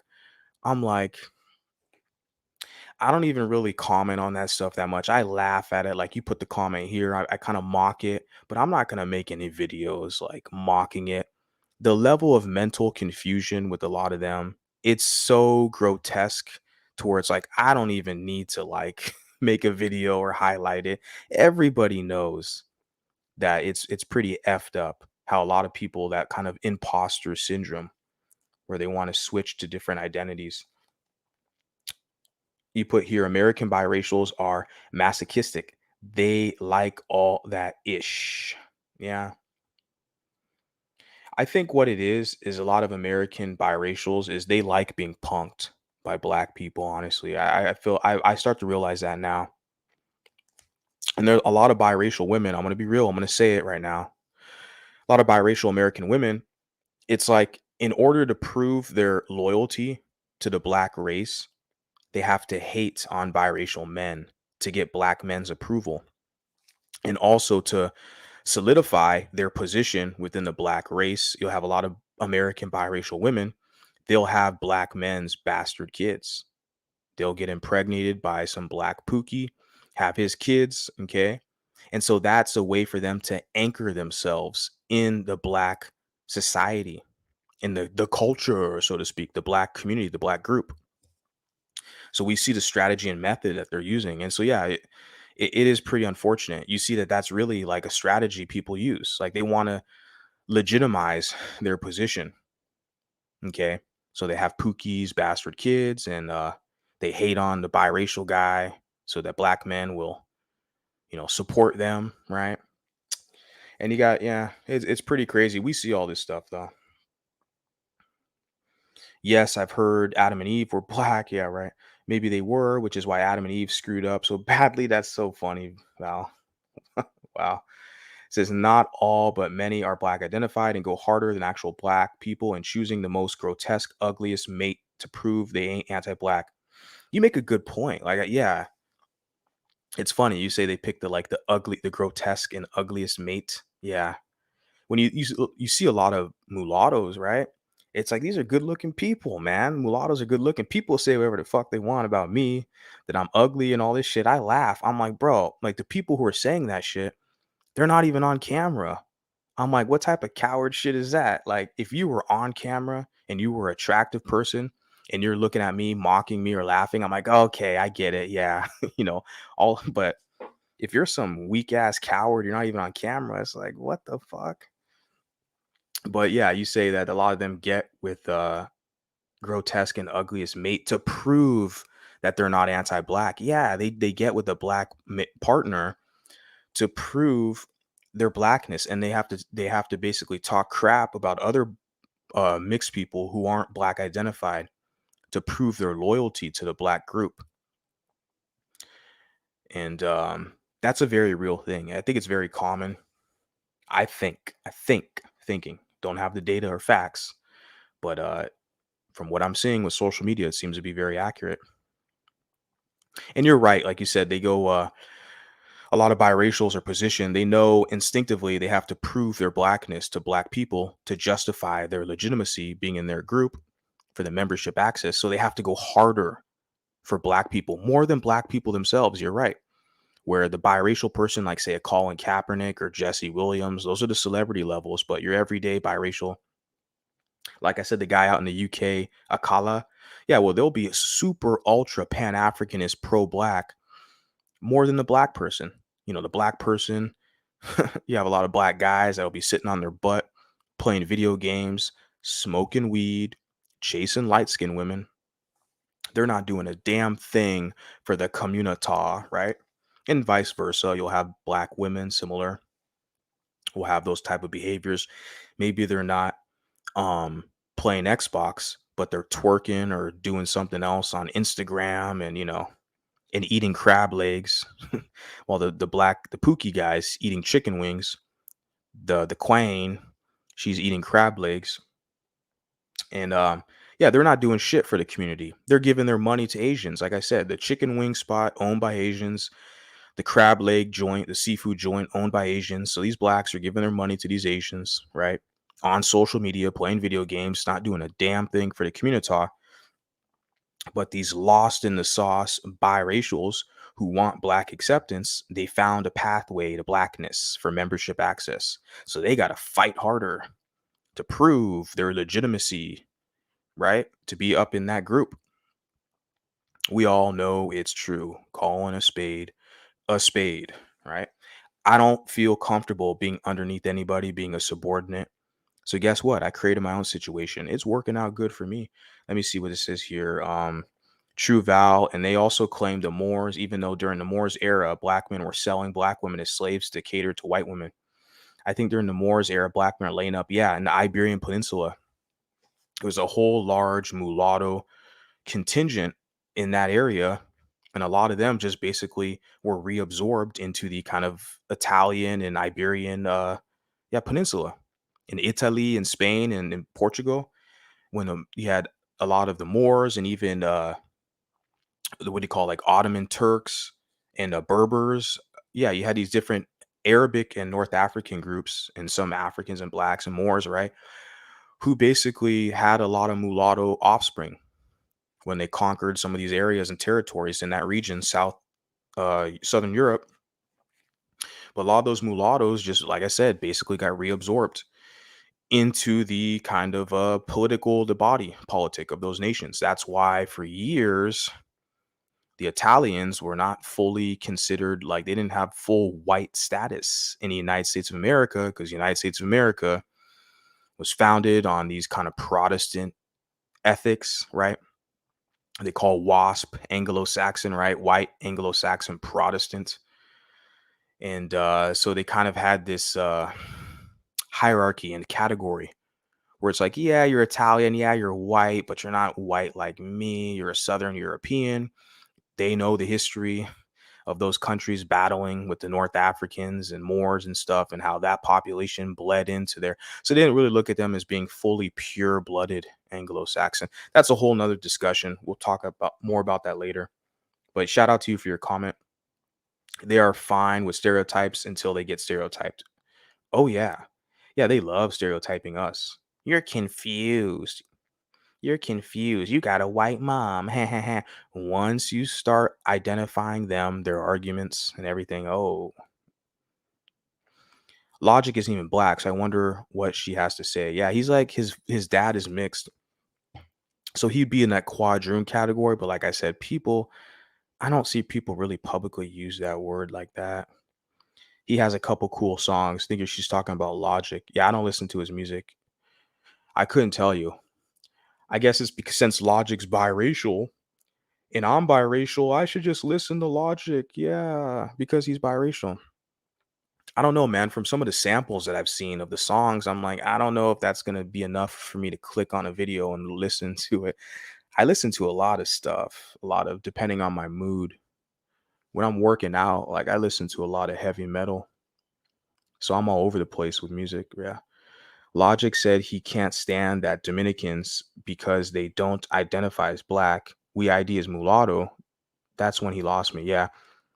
Like I said, I've never been on the Logic thing. You got a lot of these rappers. I'm not really digging. There's this rapper who's got like ghetto kind of pooky music. I will admit it's pooky music. I believe he's mixed too. Yeah, his name is Spot 'em Got 'em. I think he's from the Florida area. He's got like a weird hairstyle. Like I said, I don't really listen to a lot of the hip hop, the new stuff either. I like my West Coast stuff when I was a kid, nostalgic feeling, and just some other random new stuff I'll listen to. But Spot 'em Got 'em. There's a couple tracks that I'll kind of bump my head to. So yeah, guilty. There's some pooky music that I'll listen to, right? But I listen to everything, man. When I'm driving my car, it's all classical. That's the only station I listen to. It's all classical music when I drive my car. Okay. But yeah, when I'm working out, it's all heavy metal. What I play tonight, some John Coltrane, right? Some jazz. So yeah. I don't know anything about Logic, guys.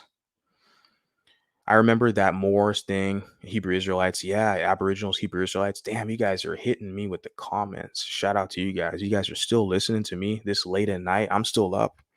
It's like I gotta go to work in a few hours. Damn. But you guys give me purpose here, legitimacy, and I appreciate that. I'm indebted to you, my loyal supporters. Appreciate you. So you put here, or they will try to gaslight you when you are a more darker skin complexion, biracial, and that the world see you as black just because their skin is brown skin or darker, just another Blackistan tactic. Yeah, for sure. Yeah, you're right about that for sure. So Logic represents everyone mulatto, but Obama, Bob Marley are black. Yeah, right. Obama and Bob Marley. He just had that movie come out. I haven't seen it yet with Bob Marley, but yeah. And so yeah. I don't know, people, because I guess because it's just he's popular with the Z's, I guess, with Logic. Why Logic is like a hot topic, I don't know. I've only seen a couple clips, and I'm looking at him, and I'm looking at his dad. It's like, well, you're mostly white, anyways. I know you make hip hop music, but it's like, yeah, I don't know, man. I think a lot of people want to like be down with the culture, the hood, the pookie swag, the urban culture, and all this stuff, and just I don't identify with that, honestly. I don't know. Says, "Oh, okay, a fellow 420 indulger. Yeah, I used to smoke herb a lot. You talk about because I got stopped by a cop when I was at a public park in Anaheim. He made me crush the herb, and he like looked at me. I was like, "Well, aren't you black?" I was like, "Well, they don't ask black men, aren't you black? They look at a guy like me that's ambiguous. Look at me. Well, aren't you? You look like you got some black in you, right?" So yeah, that's what I was smoking herb there. I kind of got over it smoking herb. Yeah, I'm from Cali. Yeah, it was a big thing out there, man. The beaches and shit. What I would love to do in California is I would smoke herb. I would jump on my bicycle and I would take a river dam, a riverbed they called in Orange County, the Santa Ana riverbed. I would take that from like Angel Stadium, the baseball stadium. I would take the trail all the way to Huntington Beach, and I would smoke weed, chill on the beach, bring a book with me, read a book. Just the fucking best time of my life, the best experience. Like, and it's all free. I mean, you buy the weed, I guess. Yeah, you just buy the weed, buy the herb, which is cheap. Get some good food or whatever. I mean, yeah, just the nature to just ride your bike, get some exercise, go on the beach, the sand. Like, and there was a cool spot that I would go to. It wasn't too populated. It wasn't too many people. So you could have the whole fucking Pacific Ocean to yourself, pretty much. Truly paradise. Yeah, I love California, but it's popular out there to smoke herb and do whatever you do. Um, Thinking about that is like nostalgia. It's like, damn, I got to go back over there. To be honest with you, maybe I probably won't do the weed part. Who knows? But definitely go to the Huntington Beach and chill on the waves. You put here, I am not a man, but had the same situation. It took 25 minutes to figure out what to call me. Interesting. Some cops are scared of black men, but if you watch enough crime cases, you'd know why. Plenty of young black men are impulsive and emotional, like the single black mom who raised them. Boom. Bars. Bars. Yeah, there's a biracial guy here on YouTube who's like obsessed with me. Man, he's been making videos about me, tagging me in videos for several months now, following me on like Instagram. And yeah, he was raised by a single black mom, and like she raised him to be just like her, like very emotional, impulsive, where he does things off impulse. Even by me saying this now, this guy will make a video off it. Right, he's watching everything I do. He'll record, he'll make a video based off this right now. Like, that's how impulsive he is, and he's easily manipulated. There's a lot of people around him like that will easily manipulate him and whisper in his ear, attack this guy, attack him, and he'll do it. He has no purpose. It's very sad to see people like that. You put Queens, my pops is black. He said the same. He doesn't see biracial as black at all. He didn't socialize with mixed men at all either. White, non-black, or Africans in him, but no mixed people. Those ugly faces she makes aren't helping her prove any type of black beauty. Yeah, the whole cringe kind of face that content creator was making. But it also shows you her kind of disdain for biracial people, like the invalidating of biracial people, where they want to use us for like content to talk crap about us. It's so kind of unpleasant. But then they cry about us when we like when we critique them and rebuttal, right? Then they complain. It's like, how are you gonna cry about me? Like, I'm just matching the energy. That's it. It's an old story from the pandemic, but still relevant. Put Val, beauty my foot. They copy us and use the baby hair S. We have natural after ashing our faces. Where her baby hair at? Recipe, I agree. I just feel like these people want clout at these point with the videos they make on biracials. They know it's going to cause a lot of controversy, right? They know it's a lot of people, like even me, I'm responding to it.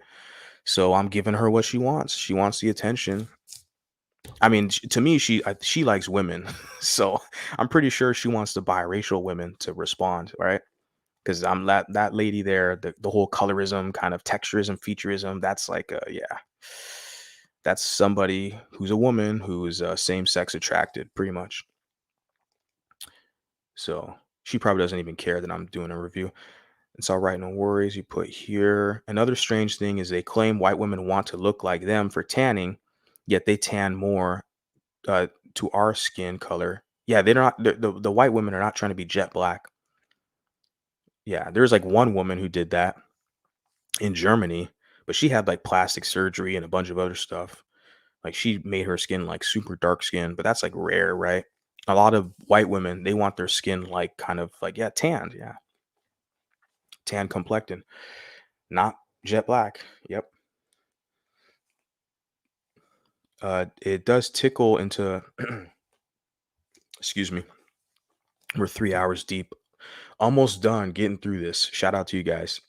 So Receipt Bay puts uh it does trickle into life altering situations when white people pander to them and give them positions of power in corporate settings. And then when these black people get in these positions of power, human resources, or clerical or administrative, a lot of these black people, they will wield that power over the biracial people. I'm experiencing that right now in the current environment I'm at. But I like the gig, the job. They're paying me well. It's in the field that I'm working in. But I definitely see exactly that power dynamic where they will always work under their white massa. They will always, in the pecking order, the chain of command, they will always serve underneath their white massa. This is a facts. We all know this. And they love that position, by the way, too. And the thing is that, yeah, so when white people give them these positions, right, the front office, clerical, or an admin position, or, whatever position, a corporate setting, like you said, those black people will use that power or influence they have to deny biracials jobs. Or if they give the biracials in that environment, you get a job because they just can't deny you the job because you're qualified. You're highly qualified and you understand the market. They need you. So they'll pay you, like in my case, but there's more of them there than you. And some of them, they have a powerful position. So they'll wield that over that. And they're very bold today. They'll use slurs, like, especially for a guy like me. You could tell looking at me, they'll use slurs. They see you. And yeah, so it's all racism. Like I'm saying, these blacks are not like, how do I want to say this? Like, yeah, they're just as racist as everybody else. As much as they like to say they're not, they are. Yeah, and white people give them these positions, and then they'll use those positions to try to punk a biracial or something. We all see this, right? I'm one example. I'm not going to give out all the details where I work and case by case scenario and all this stuff. But this is a very real thing. Let's move on from that. You got both of these monoracials want to look like us. They tan or bleach to get our skin tone and wear a type of hair. Emma Hallberg, for example, was mixed fishing. Martina Big is black fishing. Yeah, Martina Big is the woman I referenced a minute ago, the German model who like ejected her skin with like ink to be dark skinned. She had plastic surgery. She had like ginormous cans. I think she was like a model or something. And you have this other woman, you said Emma Hallberg. Yeah, mixed fishing. Yeah, I've seen those examples. Yep, you're right. You're absolutely right. You put here, these people are obsessed with biracials. Like, can these people speak on more important issues, things of black community? I think I mentioned that one. Yeah, they need us. They need us. That's why they're so invested in us. They definitely need us. It's obvious, right? MLS people should date each other puts, there's something strange going on with mulattoes who are Latino too. I can't put a finger on it. You put, it's funny because they always talk about the white man, but then turn around and want to get accepted by them. Of course, of course. And remember, that's their main problem with you is they feel like you have privilege because you'll be accepted more by whites. Hence, oh, you got privilege. And that's what they really don't like about you. It's not your behavior. It's not your personality because they'll try to trick you and gaslight you. Oh, it's because black people could sense your animosity, so they didn't like you. You know, every action has a reaction, cause and effect. Maybe the biracials are starting to get uppity now because they got tired of blacks, the attitude with a lot of blacks had towards them. You ever think of that? Maybe they just got sick and tired of kissing your butt, putting up with your BS. So now they're like, shit, fuck you. I don't need you. You need me more than I need you. That's why I'm cocky. But yeah, they're gonna try to say it's your fault. You didn't get along in the hood. You ain't from the hood. You didn't get along with these people. But yet, like with white people, you notice white people are like not from the hood, but yet all these blacks, like they'll fall in line, right? For their manager, their massa, wherever they are. They seem to get along with all these other groups that aren't from the hood. But when it comes to your biracial butt, all of a sudden there's like a special criteria. We see the game, guys. I'm just trying to give people some tools, some information they can think about and ponder on to come up with a plan that's unique for each of you guys where you're at out there. I'm just sharing my stories and my examples that's applicable to me, but I know what I'm saying could help a lot of you guys. A lot of you guys are like, you're right. What he's saying is true. I've seen and experienced that, as you guys demonstrated in the chat with your own testimony. So it's not like a one size fits all type of situation. I'm just sharing with the public. You guys will come up to your own conclusion. Celtic mulatto puts colonial terms, white and black, were used during European settlement. So why pick on mestizo or mulatto classifications when all these terms were used then? Yet pro-blacks demonize mulatto. Exactly. Exactly. Yeah. Shout out to you for that comment. Let me make you a moderator actually over here. I'll get to that later. Get back in the chat. Put here, Val puts, I have a black mom, but the idea that they think they can take advantage of me, like all of a sudden I'm going to see every random black be as my mother, is more stupid. Yeah. That's like me having a black dad. Like I said, for me, like a lot of like I said, the haters I see are black men, right? For me in my personal, I'm not saying white men aren't haters or Mexican men or whatever. No, a lot of men are haters. Men are competitive. We have to compete. But I'm saying as far as like race relations and how it's connected with biracial people who are half white, half black, and the black community, I don't really get the hate from black women. I do, but not as much as it is from black men. Okay. But I have a black father, right? So that's the thing. It's the same with you, where it's like, well, you have a black mom, but yeah, you're going to get a lot of hate. You're a woman, so you're going to get a lot of hate from black women. But it's like, how, it's the same as you. Like, how the hell am I supposed to look at these black guys and like connect with them on that level? Well, my dad's black, so me and you, we should be cool. We should be down with the hood. It's like, no, that's no. No, I don't know. If you're cool with me, I'm cool with you. I'll keep it like that. I think the guy, Jose Negron, he has a channel on YouTube. Okay, shout out to him, Jose. He says that. I think that's just like, he says that a lot. One of his phrases. If you're cool with me, then I'm cool with you. And yeah, I agree. I can dig it. I like that. I'm the same way as well. If you're cool with me, I don't care what color t-shirt you have on. If you're decent, you're cool with me, I'm cool with you, for sure. Back after a few minutes later, after he was done speaking with the white men, he started talking about how white people have the highest rates and that white, oh my God, yeah, conspiracy stuff, huh?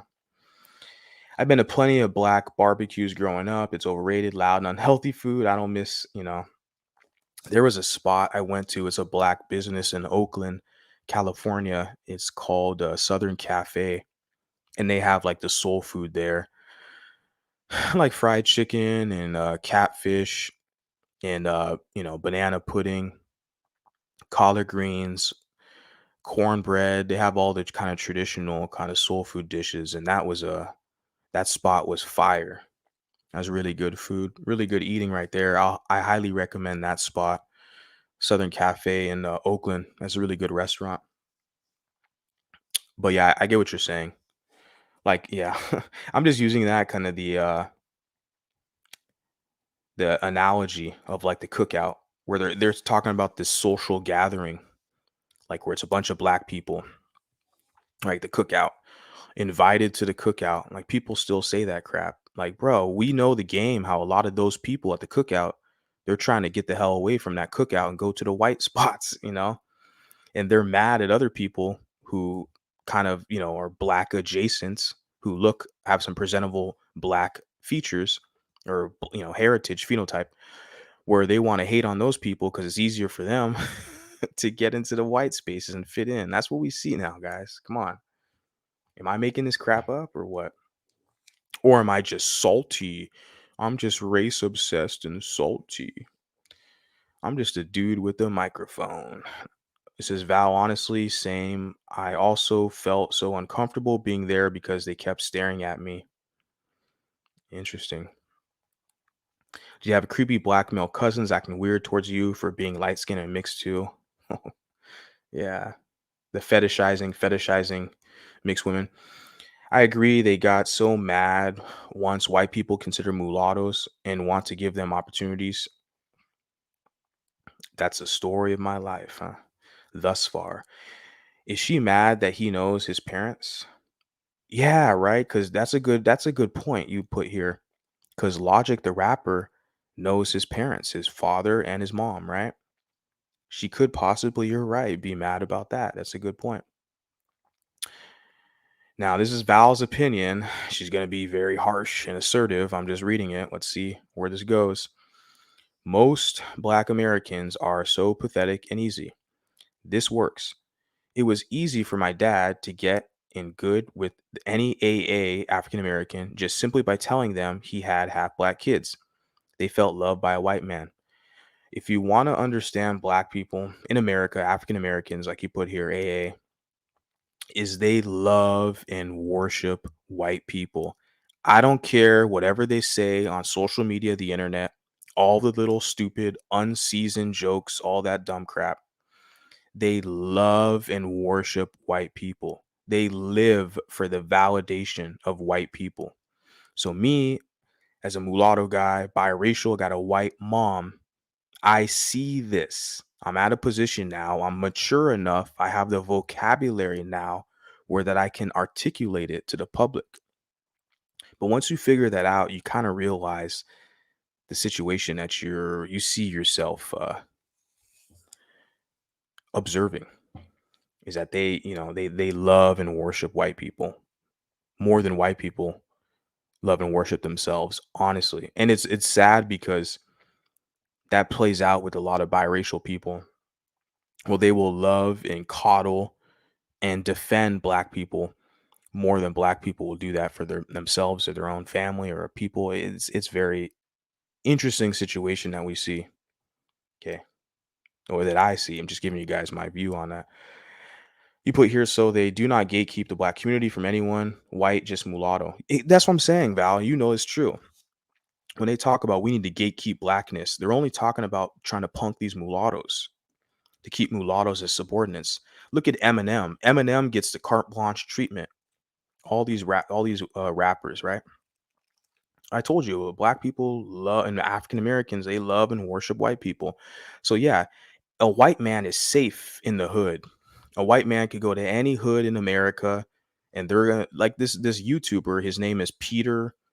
He has an Italian last name. I forgot the last name. I think it starts with the S. Sonatello or something. Peter Sonatello. He's a white American guy of Italian background who travels the country. He travels the world, but he does a lot of his YouTube vlogs. Millions of subscribers. He travels and he goes to all these places in the hood and Mississippi and New York and Los Angeles. He goes to all these hoods, all these Black people. It's like, oh yeah, because he's white. All these Blacks are going to open up the door. And notice he wasn't raised in the hood. Pete, he wasn't, what I'm saying? Like they white massa. They're going to open up the door and invite him to the cookout. They're not going to gatekeep him. He's going to be part of the culture. He's invited to the cookout, part of the family. Right. Yeah. Because that's massa. That's in their presence. Right. Yeah. They only gatekeep mulattoes. It's because you think you're better. You got a white mom. You're from the suburbs. You're not from the hood. So, right. They're going to gatekeep your rear end. Right. Even though you were caping for their ass. How ungrateful. Now they're going to turn around and kind of mock you. Shit. They say I'm just one guy. I figured all this shit out. I just laugh now. Like, this is hilarious. It's good to talk about it with you guys. It's public. This is all forever. I'm putting this out here. This is forever, like in Sandlot. Forever, forever. So all this information, this is all part of me. This is part of my story. This is going to be here forever, what I'm telling you. But I'm giving you guys my honest opinion, my observations. And for all you who are mulattoes over here, your opinions and observations will be validated over here. You have a voice. That's the whole purpose of this platform. This is what we do see. But yeah, they gatekeep. They only gatekeep mulattoes inside of jealousy and envy because they want to. That's the only social tool they have over you. They can't incentivize you or they can't enforce any codes on you because they don't have the legal apparatus. They don't have the laws to use. The white Americans, okay, the wealthy, affluent ones, they have the legal resources, the legal apparatus, and they have the institutions and business structure where they can incentivize groups. Like we see how they're incentivizing the Mexicans, right? who come to America. They incentivize East Indians with the visas. They give the East Indians the visas to work for their tech firms. And a lot of these Indians, I'm going to say it, they're really racist and anti-black. A lot of them are. And they're darker skinned than me. Okay. But they look at me, a lot of them, they'll see, oh, you got some black in you. Yeah. You know. And so, but yeah, the whites will incentivize, not all whites, I'm saying the higher class, business class will give all these visas to these Indians, bring them over here so they can incentivize those groups to be on their team. Okay. They talk about team, white supremacy, something like that. The pro-blacks will say they can incentivize those groups. Latinos, giving them jobs, right? Mexicans. Blacks cannot, and African Americans can't incentivize a damn thing to nobody. They have no business structure. Fake acceptance is all they can offer you, to gaslight you, to try to fool you and trick you to think that you're just like them. You don't even look the damn same. You look at me. Do I look at me, my bald headed face, and look at Michael Jordan's bald headed face? Michael Jordan, I was talking to somebody about that today. It's like we referenced something about being bald, and I was like, okay, look at Mike Tyson. He's bald. Look at Michael Jordan. He's bald. We don't look the same, homie. We all look different. I'm light skinned. I'm half white. We're not the same. Okay. But they'll try to trick your ass, make you think you're just like them, right? So they can hoodwink you, get you in that group. And then whenever they want, they can punk you and kick you out of their group. That's the only kind of influence they have currently. They have no other tools in society, no tokens to incentivize you. Okay. They can't pay you, give you money, support you, and or they can't really discipline you. They'll result to savagery and threats and violence for sure. They'll try to do that to discourage you. That's all they can do.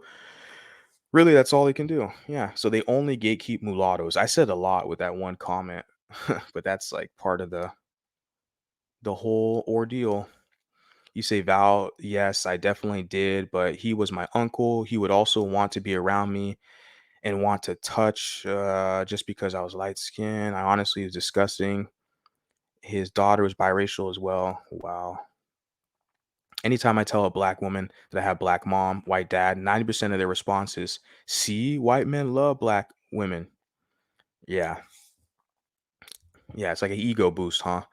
Says they get an ego, each said it right here, yeah, an ego boost from that statement, even if they themselves are rejected by white men. How weird is that? Yeah, it just shows their level of like low self-esteem, a lot of them, right? Queens, that's so disgusting. So sorry you had the experience. Yeah. Val, she was half Vietnamese and black. I'm just glad that I don't have to be around them much anymore. I'm really sorry that they did that to you, Val. Thank you so much, Val, for the support. Val puts, it's the same for me. I no longer have them in my personal life for well over a decade, and life improved. Yep. I am taken aback.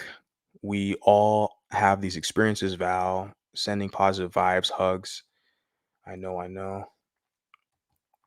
Yeah, shout out to you guys for your comments. You guys are keeping me here all night. Oh my God, I got so many comments. Let me see. Also, Val, I'm honestly starting to think that he liked me just because I was light skinned, because from what I've seen, that a lot of black men have fetish towards their biracial. That's gross. Yeah, their daughters. Yeah, I think a lot of mixed women know too that, yeah, even I think Telling Stewart made a comment like that too. Shout out to Telling Stewart, where she was like, yeah, basically, she knows, like, she's very confident in herself, where she knows all she has to do is just be, light skin and have curly hair, and she'll have black men who support her, whatever she does. And she does. Telling Stewart has, black male supporters. She has white male supporters. I think a lot of her supporters are white Americans. As well, she has mulatto support. I support her, and vice versa. She supports me. So, yeah, people like her, she knows that it's very easy with a lot of black men. You just got to be light skinned, have curly hair. That's it. You know, be light skinned, have curly hair. And a lot of black women are upset about that, because they even make comments like basic, remember? It's just a basic light skin. You're just light skin. You're basic. They realize that their men, that the black women that they worship, the Kangs, they coddle the Kangs. That's their god in their community. They worship the Pookie, dark skinned Pookie. But that dark skinned Pookie, a lot of them will just get a light skinned woman who's just light skinned. So the dark skinned Quains are upset about that reality. I don't know what to tell them. They prefer guys who are preferring other women. That's on them. They got to make a choice. I'm not one of these biracials they're going to use to fight their battles, okay? Because you do have biracials out here who want to play into that gender war bullshit, okay, for black people.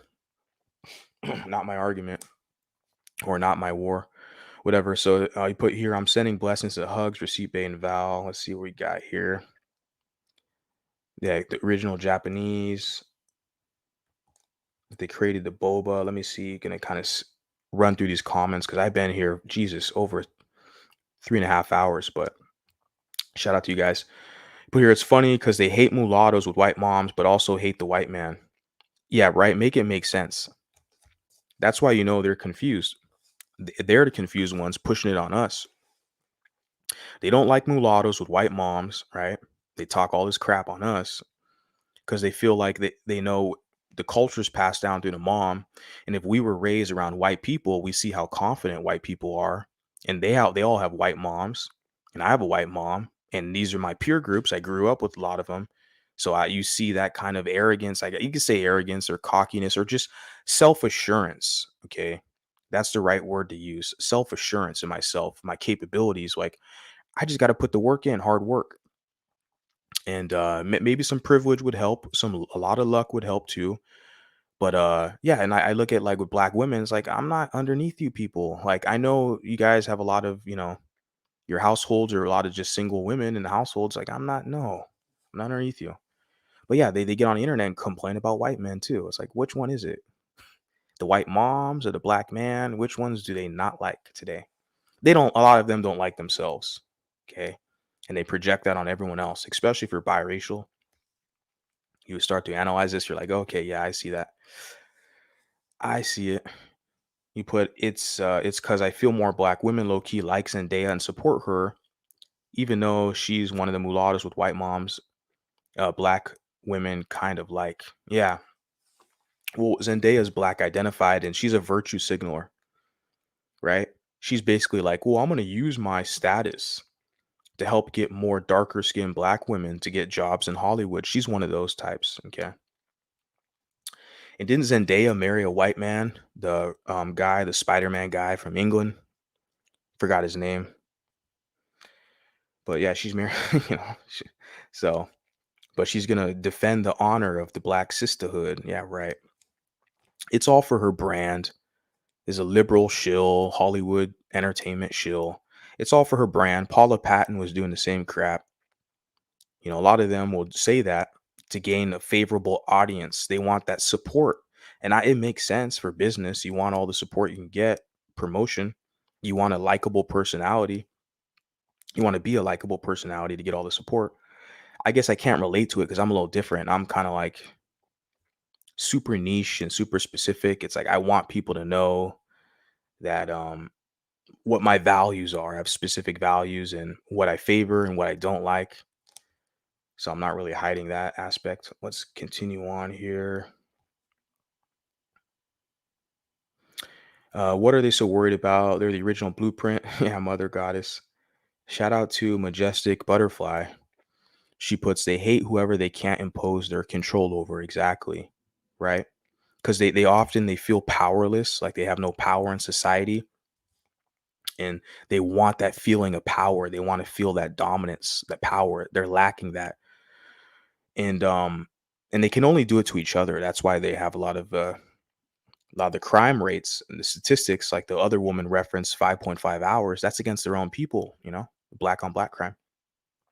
But yeah, they hate you if they can't impose their will and power or control over you. Yeah, it's unfortunate. And it's a kind of a hostile situation to be around. Yeah, thank you for your comment. And then you put here another comment. You put black people were coming at Tyrese, aka yeah, Cryreese. That's funny. For him saying he wished he was Latino. Yeah.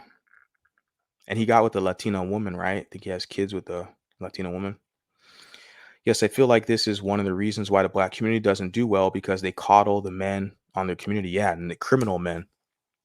The thing is they ostracize the good men, the men who are productive. And trust me, a lot of the men, the black men who are productive members of society, who are civilized, they're going to support my channel as this grows. As I get the exposure, they're going to listen, tune in. This is a long ass live stream, but I'll put the timestamps here. But a lot of black men will, I already have supporters, black men supporters, because a lot of them are pushed out if they're decent, right? Because who did they coddle? I always reference the rapper Da Baby, because that's literally the archetype that they uphold in that community. This pookie thug, dark skinned pookie thug with some tattoos on the face, who's just hanging out, smoking herb, trying to chase light skinned women. That's literally the guy that they uphold as the standard of masculinity in their community. And black women worship those men. Unfortunately, I don't make the rules. You guys don't agree with me, put a comment if you're respectful. I can respectfully disagree. But if like, I don't, the trolls and all this stuff, I just block people like that for trolling. But I'm open to kind of honest dialogue, contrary to popular belief. But yeah, that's they do coddle. The specific kind of man that they coddle is like the Pookie guy, Pookie archetype. Excuse me. I bet if Beyonce was to claim her Creole heritage, more black people would come at her saying she hates herself, right? I saw a video saying that the black race is gonna extinct, all thanks to biracials. Yeah, it's our fault. Yeah. It's our fault. That's what Dr. Umar, same shit. Dr. Umar was the black conspiracy theorist, are trying to blame the white man. His agenda. It's an agenda. The white man wants all blacks to be mixed. But of course, Dr. Umar and the rest of the black racists, they're not going to talk about black men with white women having kids, or black women with white men having kids. They're never going to talk about that, right? They're only going to talk about it's biracial's faults and white people's faults. Yeah. So give me a break, man. That conversation is so tiring. You put here Tariq Nasheed, I think, had also said that black women who are single mothers don't deserve reparations. That's funny. He said that crap. Yeah. Tariq Nasheed is a character, isn't he? The Chinese food, the nails, the wig stores. Black Americans claim to be so poor. They make the Chinese immigrants wealthy, the Vietnamese. I saw it in San Diego. I lived in San Diego. That was when I had basically, I handed in my 2-week notice to the black community, because there were different phases. People act like overnight I just flipped in. Well, one of the black conspiracy theorists were trying to say, oh, something happened to that guy, Mulatto Vanguard. He's sitting here bumping elbows with Dr. Umar, and now he's like all pro mulatto or something. It's like this, there was a major gap. When I met Dr. Umar, it was like 2016 till like now, or the past couple years. 2016, dude, that was like what? That was 8 years ago. Like there was several years. That was a major gap. And I did a lot of soul searching and traveling, but it went through different phases. So 2019, I had my epiphany moment when I came back from Ghana, was finishing up school in San Diego, living in San Diego. And then, yeah, man, I mean, after 2019 and 2020, and it's like, I officially handed in my 2-week notice. Okay. And this was the main factor, is what Val says here, where I was seeing all the black people who will like try to talk shit on biracials, and they publicly talk crap. I was like, okay, I see you people. All right, gonna match that energy. Okay, we can't cry about racism now when you're trying to be racist to the biracials, but I'd see all these people lined up to give Vietnamese people all their money. I couldn't believe it. I mean, I own all of Dr. Claude Anderson's books. I read all his books, and I understood the importance of the business structure. It's like I supported all these black businesses in California, and I'd still support them today because the good businesses. Like I just referenced one and gave a shout out to Southern Cafe, a soul food restaurant in Oakland, California. You also got shout out to Jonathan Suleiman, over in I think his Burbank store is a Redstone Firearms. He sells firearms there. They have a gun club out there in Southern California. Shout out to him, another black business. And I'd still support those businesses today. I don't care they're black or whatever color they are. They're good people. But like I said, I read all of Dr. Clark Anderson's books. I understood you got to support businesses. You got to have the wealth, keep the wealth within, the quote unquote community, the groups, right? Try to implement those kind of economic principles. Every other group does it. Okay. And black people do it less than others. And then that's the thing. In San Diego, I was seeing all these black people who had the fucking nerve to talk shit about biracials and jump on the internet and talk shit. And then they go to these Chinese places, giving them all their money for the nails. And I was, dude, in San Diego, man, nail salons, chicken wing, chicken spots, seafood restaurants. I see all these black people lined up to give them their money. And I was just like, I'm done. You cannot help these people. I'm sorry, guys. I know it's a hard pill to swallow. A lot of people are going to say that I'm bad, I'm mean. I get it. But I just realized you can't help them. You can't help. If you're going to willingly like finance your opposition and support other groups, but then like not give that same energy to other people similar in your own community, it's just you can't help. You can't help in that. I can't. And a lot of biracials get hoodwinked into thinking they can help if they just work harder and prove their blackness a little harder, be more pro-black, do more, right? Go to more protests, read more books, educate yourself. I had people tell me some dumb shit like that. You should try educating yourself. Yeah, right. No, you do all that stuff. You go to college, you go to the Black Student Union and all this stuff. Yeah, I did a lot. I did a lot. Now I'm doing this stuff for me and mines, and it's liberating. So I got one last comment here. Gonna close it out. Shout out to you guys. You put here mulatto, métis. That's Canadian, right? Yeah, mestizo. We got. Yeah. I appreciate that. I think that's it. Oh wow, man. Appreciate you guys. I got to go to bed, get some rest, and go to work. It's been real splendid. Okay, this is a long stream. I do try to keep the stream short. I'm gonna go back later on and put timestamps and add a different thumbnail, description, and all this stuff. This has been a good stream. I've thoroughly enjoyed this, especially interacting with you guys. I really appreciate it. You guys humble me and give me this purpose here. You help add fuel to the fire for me to continue doing what I'm doing up here for you guys, serving you, the public. So I'm going to end on that, and you'll be hearing from me pretty soon. So peace.